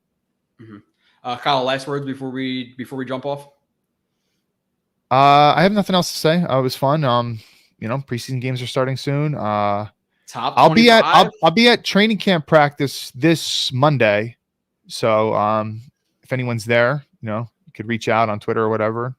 I've been asked for like, hey, you're gonna go to training camp. I'm like, no, I hate training camp. It's just not worth my time. But nonetheless, appreciate you guys. Check out the reviews. There's plenty. There's like 11 dropping the next couple of days or the next couple of weeks, whatever. So make sure you stay tuned for those.